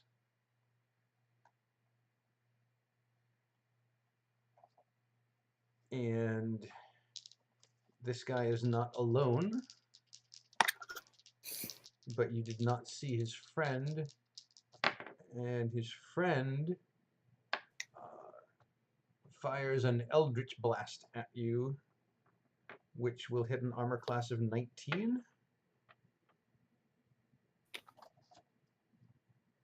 Is that at Jonas? Sorry. Yes, that is at Jonas. That'll hit. Okay. And you take 7 points of force damage. And it loops back around to your turn. Okay. All right. I'm going to use my...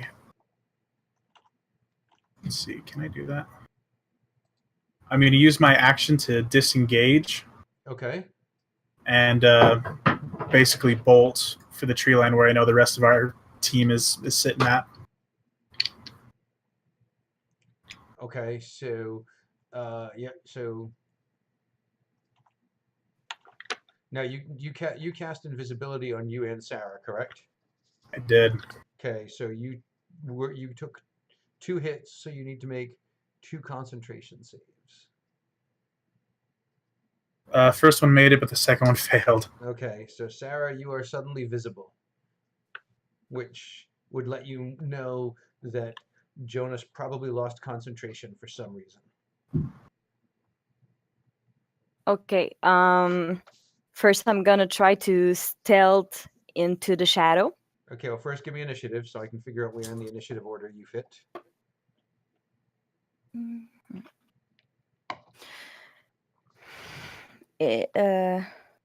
26. 26. Okay, so you actually do get to go first. So if you want, you can give me a stealth check and try and slink into the shadows.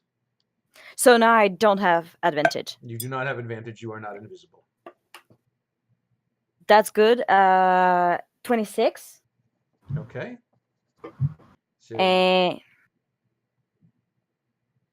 I'm gonna try to use all my movement to go back where we left the group, because okay, now if you want to stay stealthed, you're going to have to move at half rate.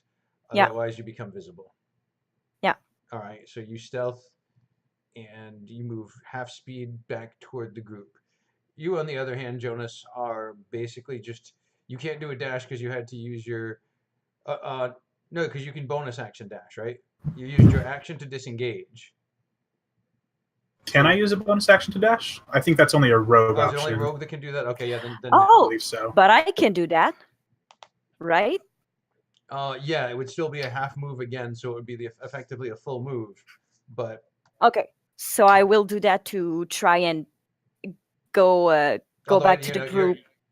yeah, because your action was to hide, and then your move and then bonus action were to move. Okay, yeah, that works. So you get part of the way back toward the group, and you are basically just going to disengage and then haul ass. Right. and one of them will follow you. Let's see, what's his speed? His speed is the same as yours, so he can catch up with you on a move, and he can take a swipe at you. And let's see, he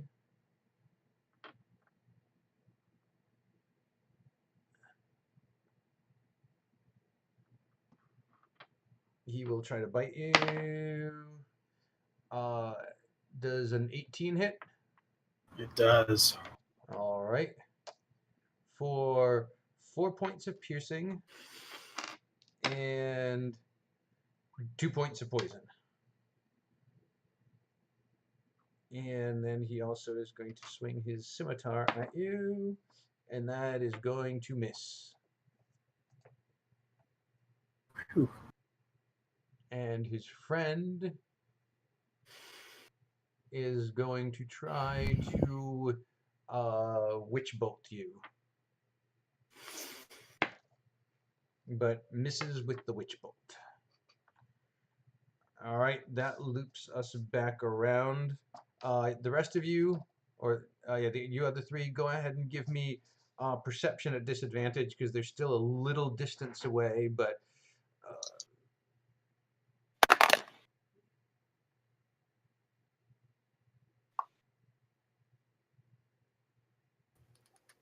8. 8. That is not 11. 11. Also not great. Richard, I think you have muted yourself somehow. Check the headset. You may have leaned on. There's a little button on the headset. If the light is blinking, you're muted. 10. 10 is not quite as good as 11, so yeah. All right, that brings us back around to Sarah. Give me another perception check, Sarah. Nah, What is it? 3. Oh, woof. Nah, definitely not. So you're too focused on trying to get back to the party. Jonas. Since they're right up in my business, I'm gonna take a disengage action again and Run. keep moving as quickly as I can. Doing anything else? Let's see. Nope, that's about as much as I can do. Okay. Another so he once again catches up to you. Another bite and another slash. The bite hits again and the slash misses. So another 4 points of slashing and 4 points of poison. And his buddy is going to attempt the witch bolt again. And I'm actually going to use my reaction to counterspell. Okay. That will succeed. So you countered a witch bolt. All right. That brings us back around. I'll give everybody perception checks again. Disadvantage still? We'll say straight up perception checks now.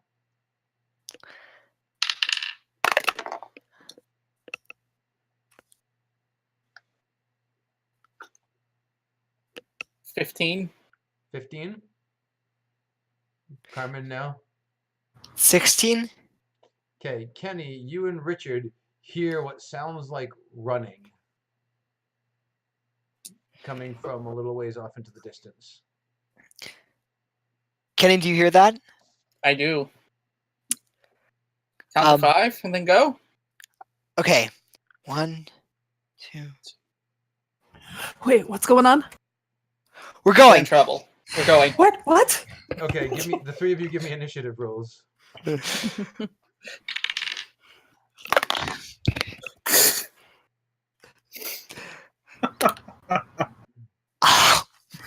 Carmen? 9. Kenny? 2. Ooh. Richard? I'm upset because I got a nat 20, but my initiative is -1. Oh, So that's a 19. you have a dex negative? Yeah? paladins don't need dex. Yeah, paladin, man. Okay. How's your armor class? All Pretty right, great. Sarah, Yeah. give me perception again. Okay.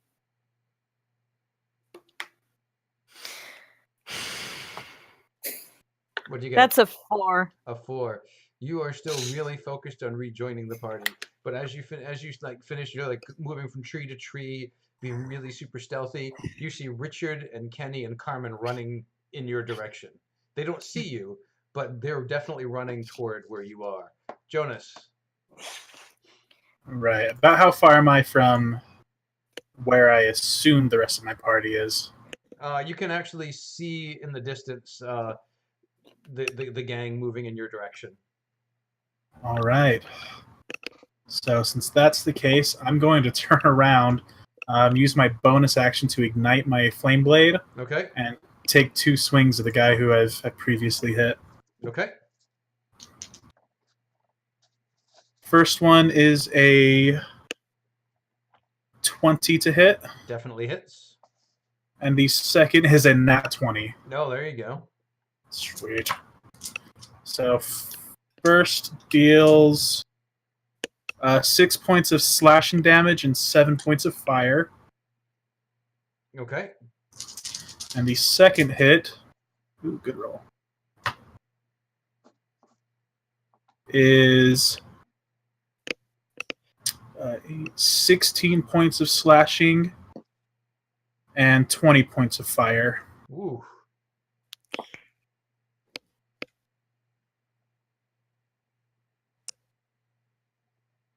And that will end my turn. That's a pretty good turn.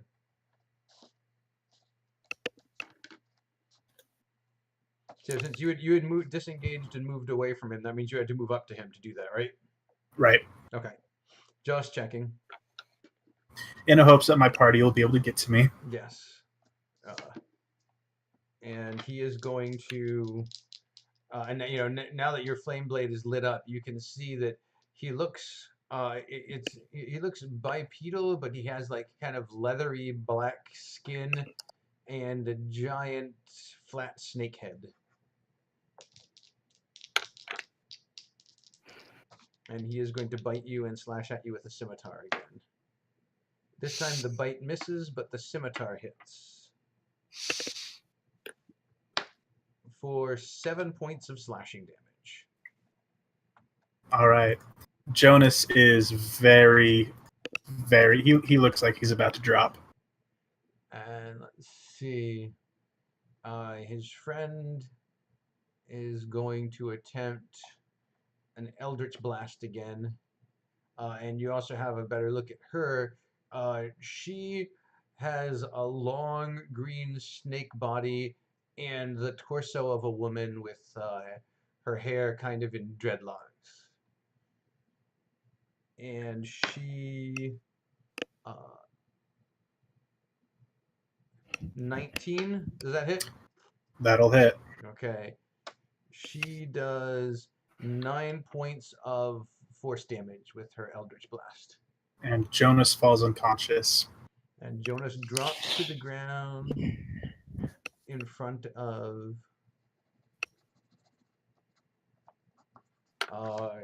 his opponent. Okay. Richard. Okay, so I see him down, right? Like this is clearly obvious that he cool. I'm going to go over. What I'll do is I will throw a second level cure wounds his way. You're not going to be able to get close enough because you were a little ways away and he moved 30 feet in the opposite direction from you. Okay, then in that case, so is he 30? So he's 30 feet away from me then. He's probably closer to 60 feet away. Okay. Because otherwise you could just make a move and then, because he just went 30 feet in the other direction, and if you were right next to him in the first place, then it wouldn't have been a perception check. Okay. So in that case, then I'll run 30 feet toward him and can I run 30 feet toward him? Yeah. So I'll run 30 feet toward him, and I'll use my channel divinity to turn the tide and give him some health. Okay. How's that work? Any creature within 30 feet regains some health, a d6 plus 4, if it doesn't have half of its max HP, which he does not have. He definitely does not. So Okay. I'm going to go ahead and say that's a safe bet. That is a safe bet. And he gets 5. But you know the nice thing about 5 is that Better than 0. Well, is that he will not be forced into 2 death saves the next time he is hit while he is prone on the ground in front of this guy. So That's right. that is extremely beneficial. Nicely done, Richard. All right. Carmen, How far away am I from the one that 60 is feet. attacking? Okay. I'm going to run forward 45 feet. And then I'm going to teleport directly behind it and to use a key point to Flurry of Blows. Okay.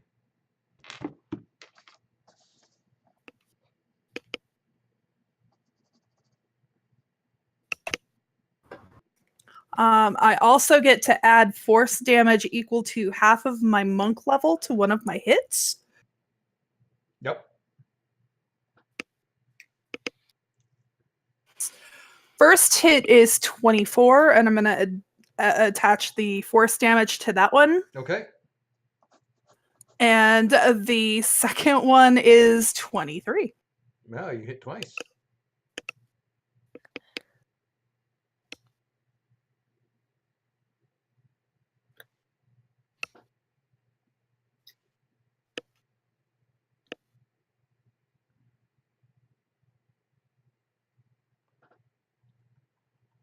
First hit does 12.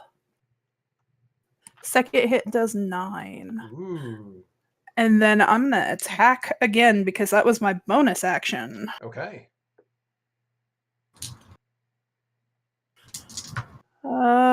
First hit is 19. Hit. Second hit is 12. 12 is going to miss. And that's 10 damage. It is looking rough. And its friend, seeing the new combatant that has decided to join the fray, goes and it moves toward you, and it is going to blow a small cloud of poison at you. I need you to make a Constitution save.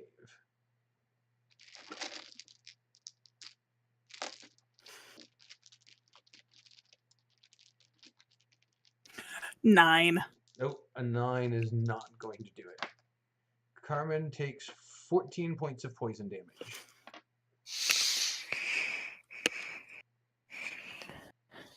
All right. Kenny.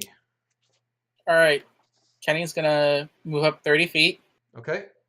and then he's gonna yell out a healing word to Jonas. He's like, "Get up, get up! You can't end it like this."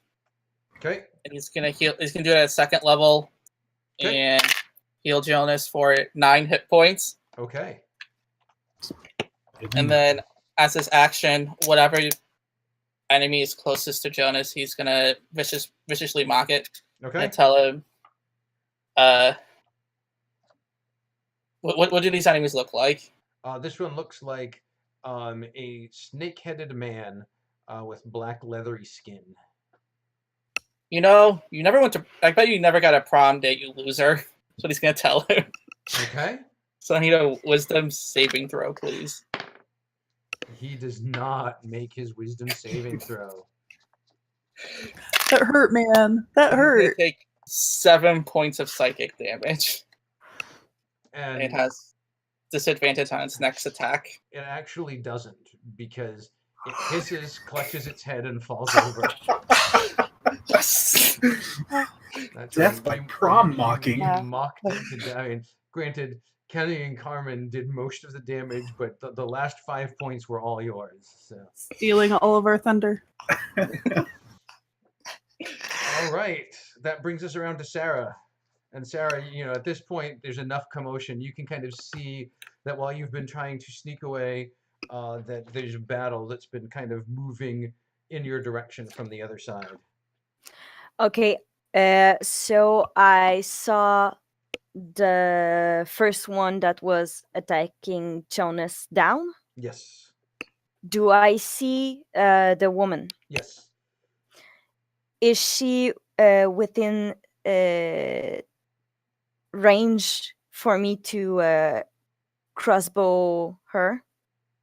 Yep.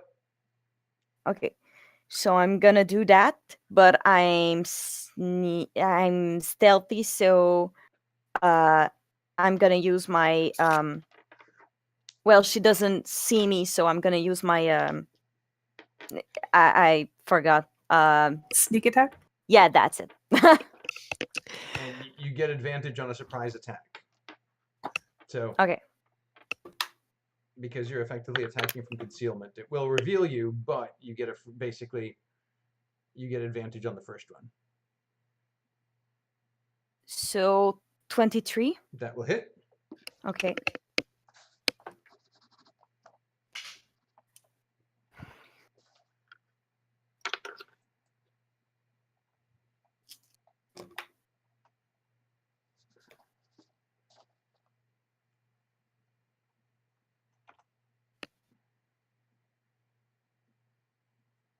$20 points of damage.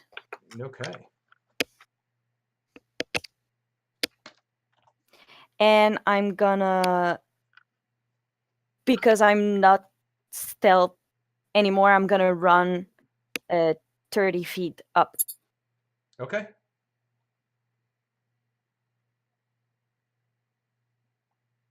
That brings up Jonas. All right, so I'm going to use my movement to stand up, give a little nod towards Richard and Kenny, and then turn back towards the Snake Woman and fire an Eldritch Blast at her. Okay. That's going to be a 19 to hit. That will hit. Awesome. Dealing 9 points of force damage. Okay. Oh. Sorry, it's 2 beams, so I get to roll twice. Second one is a 21 to hit That will also hit. with another 6 points of damage. Okay.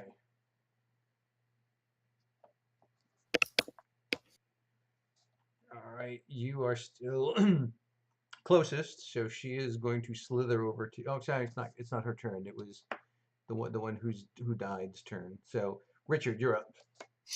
Cool. Am I 30 feet from Yes. her? Yes, you are. Cool.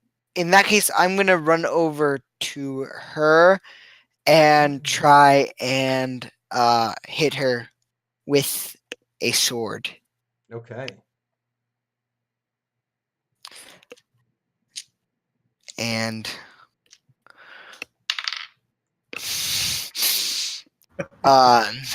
does an 11 hit?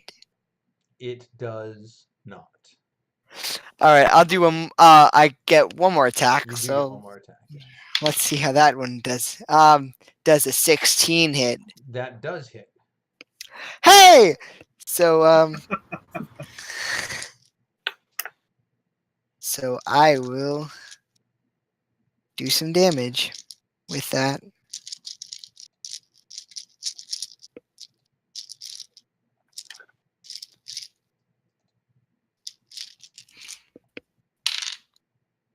I do 10 damage. Woo! 10 damage. All right. And then for a bonus action, I want to do compel the duel. Okay. And so she needs to make a wisdom save. Okay. believe that's a 13. Does not make it. Okay. So she's compelled toward me. So she must attack you. Yes. I think compelled duel, she can attack anybody else, but it's stats at disadvantage. Right. Okay, Carmen, How far away am I from her? 10 feet. Yeah, I'll teleport behind her. And again, flurry of blows.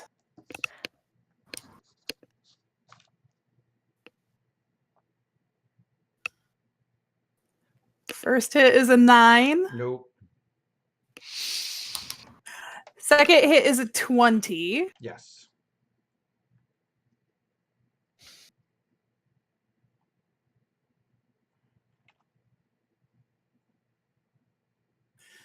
Nine damage. And then I will attack again. Okay, Ooh. First hit's a net 20. that will hit.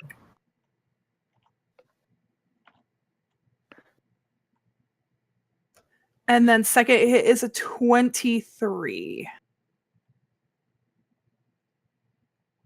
That will also hit.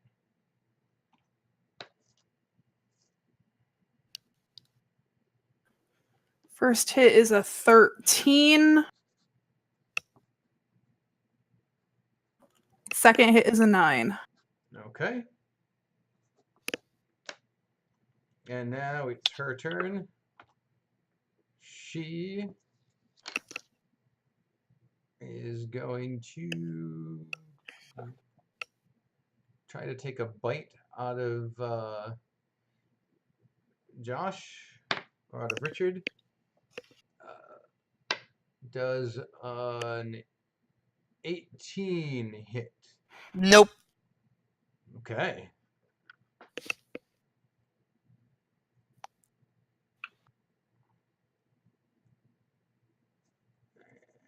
Let's see. Does a 19 hit? Nah. Wow. So she missed twice. Kenny, Okay. How far away is Jonas from me? he's still. You haven't moved any closer, so 30 feet. Okay, so I'm gonna rush up to 30 feet. I'm gonna touch him on the back and be like, I learned this from Jonathan. I'm gonna cast Cure Wounds on him at a 3rd level. Okay. Wow. He's gonna regain 15 hit points. Didn't roll the best on that. And then as his bonus action, he's just gonna keep the hand there. He's like, "You got this, buddy. You got this," and give him a bardic inspiration. Thank you. Okay. All right, Sarah, you are up. Can I? Am I within 30 feet of the woman? Yes. So I'm gonna take my movement to get there, and first attack with my rapier, then bonus action attack with the crossbow. Okay, and your rapier is not magical, correct? Yep. But your crossbow is? Yep. Okay. Go ahead. And I'm gonna use the sneak attack because now Richard is. Yep. Okay.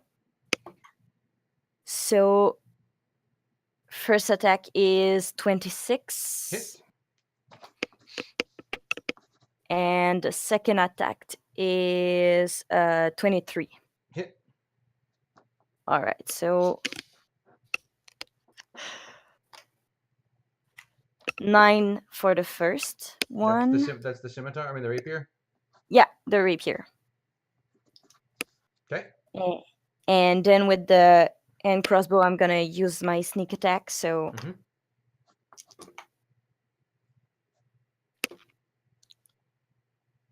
21. Okay. Very nice. Okay, Jonas. Right. I'm gonna bull rush this woman and take 2 swings at her with my sword. Okay. First one is a 17 to hit, and the second one is also a 17 to hit. Both will hit. Okay. Richard, you're on deck. For the first swing, I deal 10 points of slashing and 8 points of fire.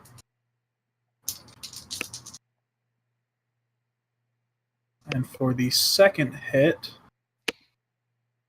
it is 6 points of slashing and 11 points of fire damage.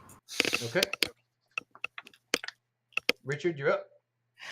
Yeah, I'm going to do pretty much the same thing, except this time I'm going to see if I can add a divine smite.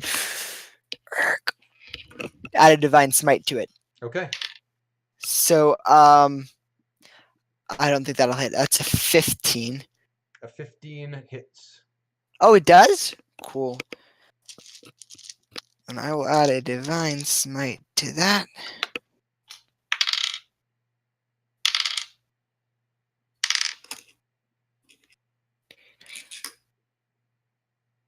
Uh, 26 damage. Oof. Nice. Looking rough. And I don't know if it matters, but all of that is radiant. I don't think it matters. It doesn't matter. Just making sure. And then I'm going to hit it again. And that's higher than that. Okay. With, yeah. Much higher than that. Yeah. 21. Yeah, good. Good. Cool. Yeah.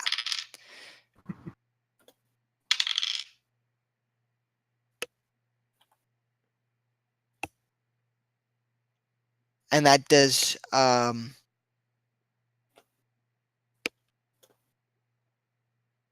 is hard. 20. Yeah, right? 26. How you want to do this? Hey guys! That's my first one. So I want to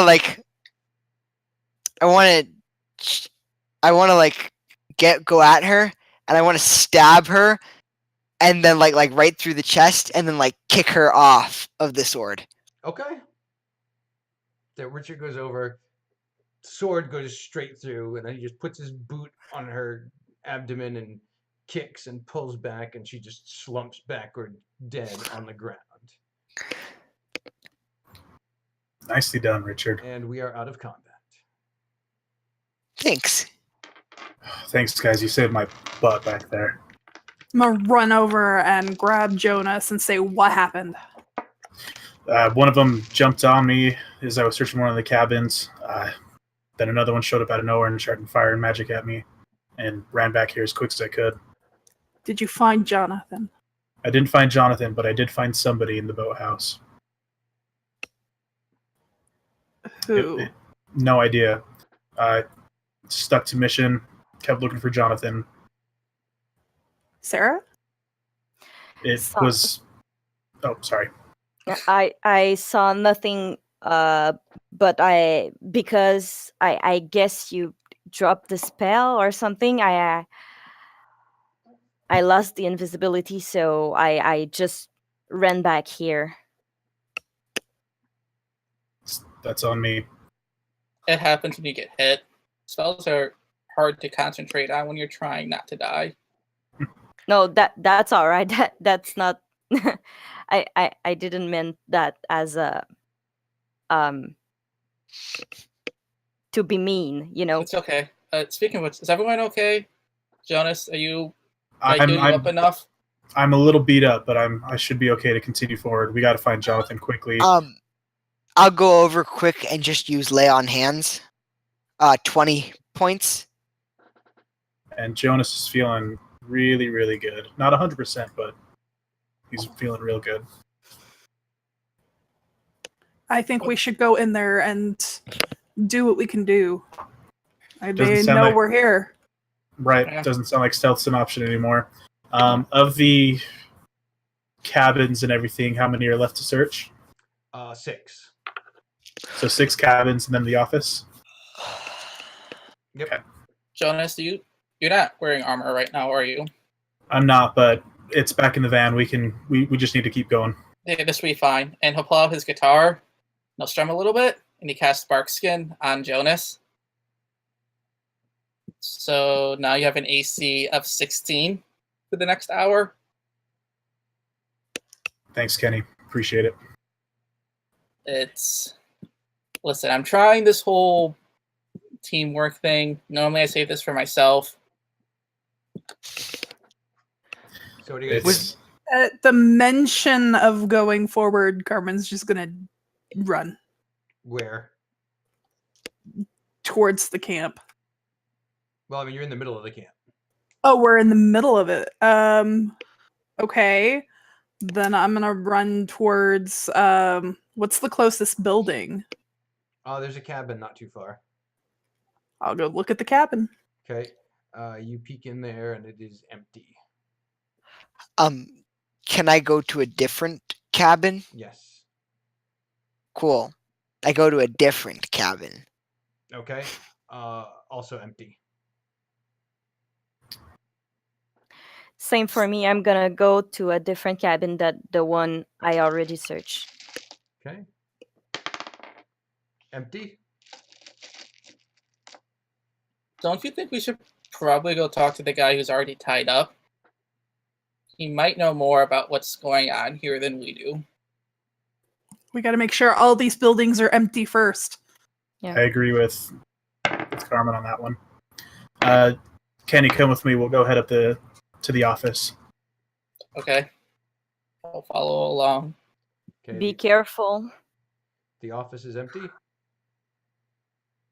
I'll check out a more different cabin.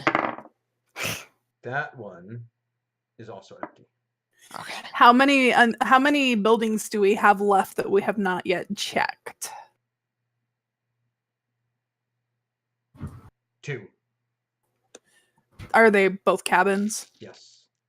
I'll go check one of those. And I go check the other. And Yeah. Kenny and I will head back towards the group. They are both empty. There is nobody here. So let's go find out who the guy is. The one You're guy. certain that it's not Jonathan. Pretty sure. Okay. So you guys head back to the cabin, and the man is still slumped in the chair. Is he unconscious? Yes. Can Let's- Go ahead.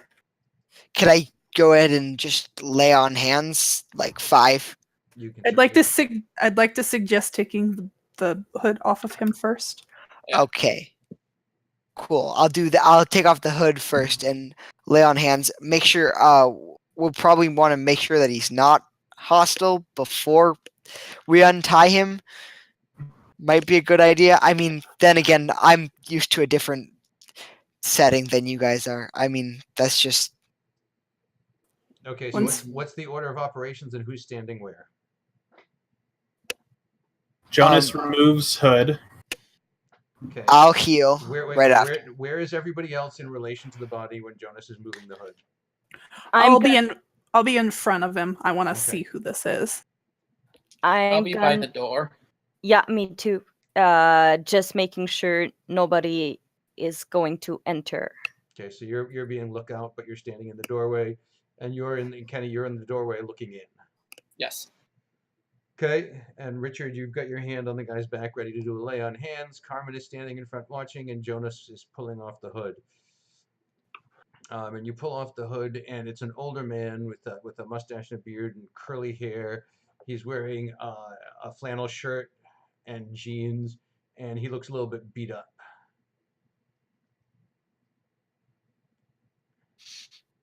Does All anyone right. recognize him? Jonas, give me a d20. Let me see if Add anything to it? nah. That is a 16. You don't know that you know him, but you feel like you've seen him somewhere before. I'll share this info with the group. Well, give him some magic, I guess. 5 hit points. All right. He kind of starts to slowly come around, and then he wakes up with a start and starts looking around and starts to struggle against the ropes. Hey. Take it easy. We're here to help. Jonas, is that you? Yeah. Oh, I'm sorry, man. Max? Yeah. It's a trap. You gotta get out of here. How many are there? I don't know exactly. It was a handful of them that tied me here. And Okay, we took out 2 of them. what they look like. Black guy, snake head, woman, dreads, snake body. All right. I think those were the muscle. So I think you probably got the worst of it already. But you got to go. They booby trapped me. How? What? I'm sitting on a grenade.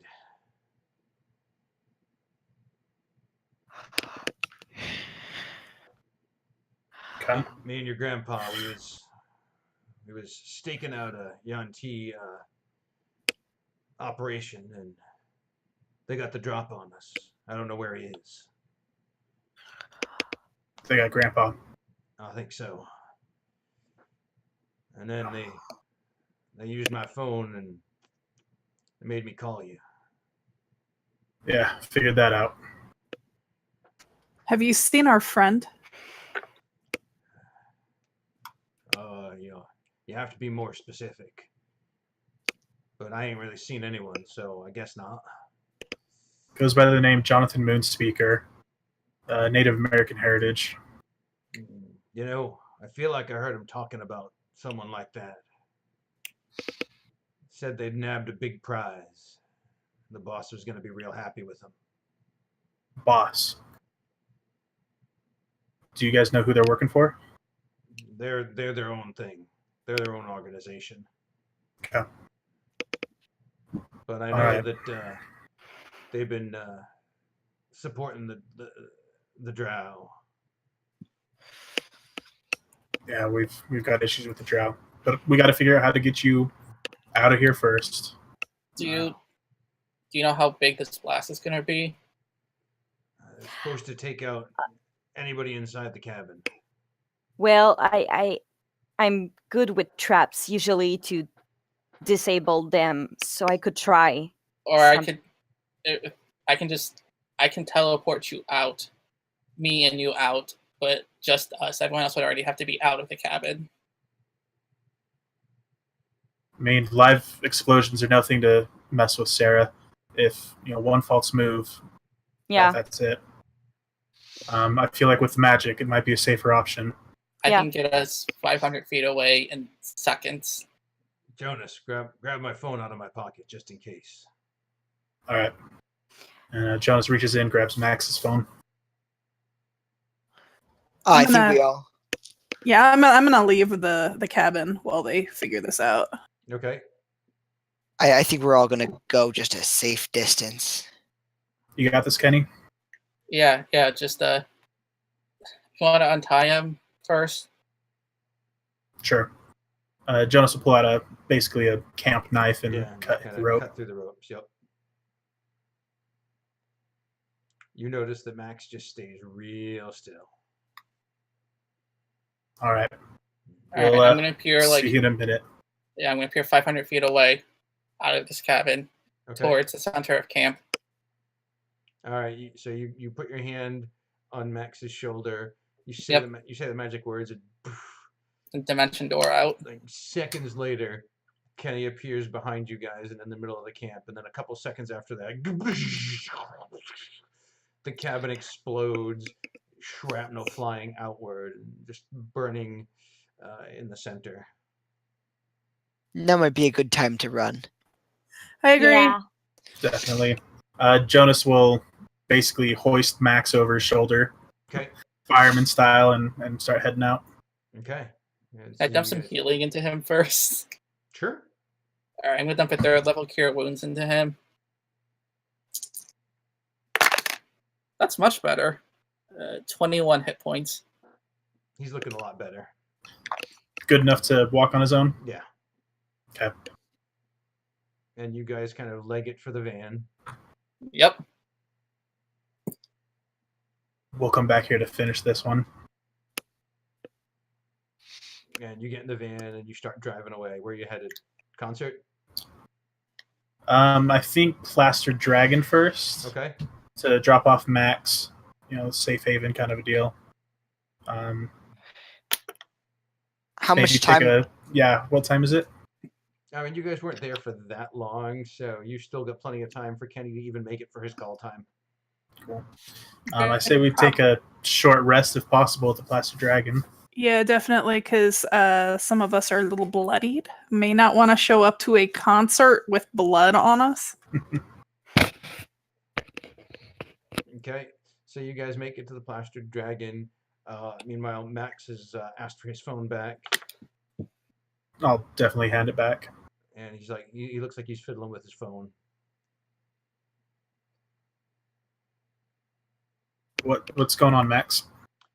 I'm trying to see if I can get a fix on where your grandpa was. Whenever he and I was out hunting together, we had some apps on our phones to help keep tabs on each other. While Makes they're doing sense. this, I'm going to prepare some food for Max. Okay. I'm going to help Carmen. Max, how long do you think they had you? Oh, I don't know. Maybe a half a day, maybe a day. Couldn't have been very long. How long have you guys been in the area? Oh, I don't know. Maybe a week. Why didn't Grandpa tell me? He didn't want to bug you. He didn't want to get any help. He wanted to do it himself. You know how stubborn he is. Yeah. Trying You to gotta prove realize he's You gotta understand, John. He's trying to prove he's not too old for the game. you and I both know that he is. I know. That's why I came along with him. I appreciate that, Max. Sorry I didn't protect him. We'll Hey. find him. We will. Yeah. No doubt about that. Basically, let you into the situation. We've been hunting the drow, and from there I'll kind of explain the entire situation in the allotted time that we have. Okay. Meantime, Carmen and Sarah make up some food. Anybody want to ask Max anything when you come back with the food? And who's spending hit dice on their short rest? I've spent one. I will be. Okay. Kenny's just getting his voice ready for the concert. Trying to do some vocal warm-ups and that before. Okay.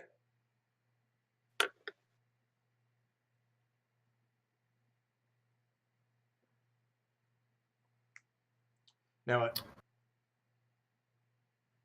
Well, we're going to be running security for Kenny here. He's got a concert tonight.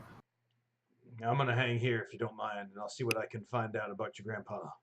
That'd be fantastic. Hopefully I'll have some news for you when you get back from the concert. Thanks, Max. And you guys head off to the DAR? Yep. And I'm assuming you head around the back stage entrance Yes. with Kenny. Mhm. And as you guys are approaching, there's a pretty good sized crowd outside already of protesters and counter protesters, as well as concert goers. So there's people that are like there specifically to see the concert, and then there are people who are there to pick at Kenny because he's gay, and then there are people there to pick at them for not liking gay people that don't even know who Kenny is, but suddenly are all fans. And you estimate that you probably sold a lot of extra merchandise on both sides. There are people burning Kenny merchandise that had to buy it, of course, because they're not that bright. And then there's all the people on the other side wearing Kenny merchandise in support, even though they probably couldn't name one of your songs. And then there were the true browniacs who are, completely decked out, and Yeah. most of them wearing your trademark hat. and waiting for things to open up. And you guys go around back, and your manager, she's waiting there for you. Could I change myself? We're not going there by foot. We're taking Yeah, a right. car. Yeah. Yeah. Okay. So inside the car, if the driver can't see me, I will change myself to look like a bodyguard or something like that. And Richard in his Ben gear probably already looks like a bodyguard. Because Sarah doesn't look like anything that can defend Kenny. We decided that Richard kind of looks like our Phil Coulson pop figure. I was tempted to just like sit that on the chair until he got here, but it was just too zoomed out. But I thought that would have been hilarious if I could have zoomed in. That would have been real good. Too bad. Next time. Yeah. All right. So you guys go around back. It's like, there you are, Bubula. I was worried. You made it. As you can see, everything here is crazy. It's perfect. Oh, you're going to make so much money tonight. But more importantly, you're going to entertain these people. She catches herself kind of at the last minute, but you could tell that last bit was not super sincere. The money part was the part she was absolutely happiest about. Yeah. I saw the merchandise being sold outside, so 4 backstage passes, just like you asked for. Yep. And do you mind if I talk to you about something else in private? Sure. What can I do for Alright. you? Come on, walk over here with me. And I'll walk over. Like, so I never really discussed with the people I have coming backstage with me who are there to help protect the backstage and me how much they're going to get paid to do this. Do you think you could throw them some bones off of whatever we make out of this? If they're here to protect you, sure. All right. I mean, it's probably like a 5-hour gig. It's security work. I don't know. What do you think? Is $250 each sound right? Let's make it 300 because I like them. Hey, you're in charge. If you want 300, 300 it is. All right, thanks. I just wanted to. They were asking me some questions. I didn't know the answer, but I'm glad that's taken care of. Thank you. Truly are my best agent. Oh, you're just saying that. Now go I on, am. go on in there and get warmed up. And he'll start going towards his room, and he'll gesture that for everyone that they can follow if they want. And you guys head inside, and there's a dressing room, and there's a sign on there. It's obviously not a permanent sign because people come through here all the time, but it's a nice printout that says Kenny Brown and there's a little star on it. And Jonas is going to go immediately to the little tray of food that they've always got in these little areas. oh yeah, Basically, hold up a Vienna sausage, turn to Kenny. Seriously? Seriously. What? These things are nasty. Listen, it's what the most of the security guards like. Okay. I don't typically eat before my show. I'll just kind of just throw it back in the pile and just in disgust walk away from it. And as you all take up your security stations, you can hear outside, Kenny, Kenny, Kenny. And that is where we're going to end tonight's session. Thank you all for spending your Friday night with us and for tuning in for Little Web of Lies. We started with a Kenny interview, we ended with a Kenny concert.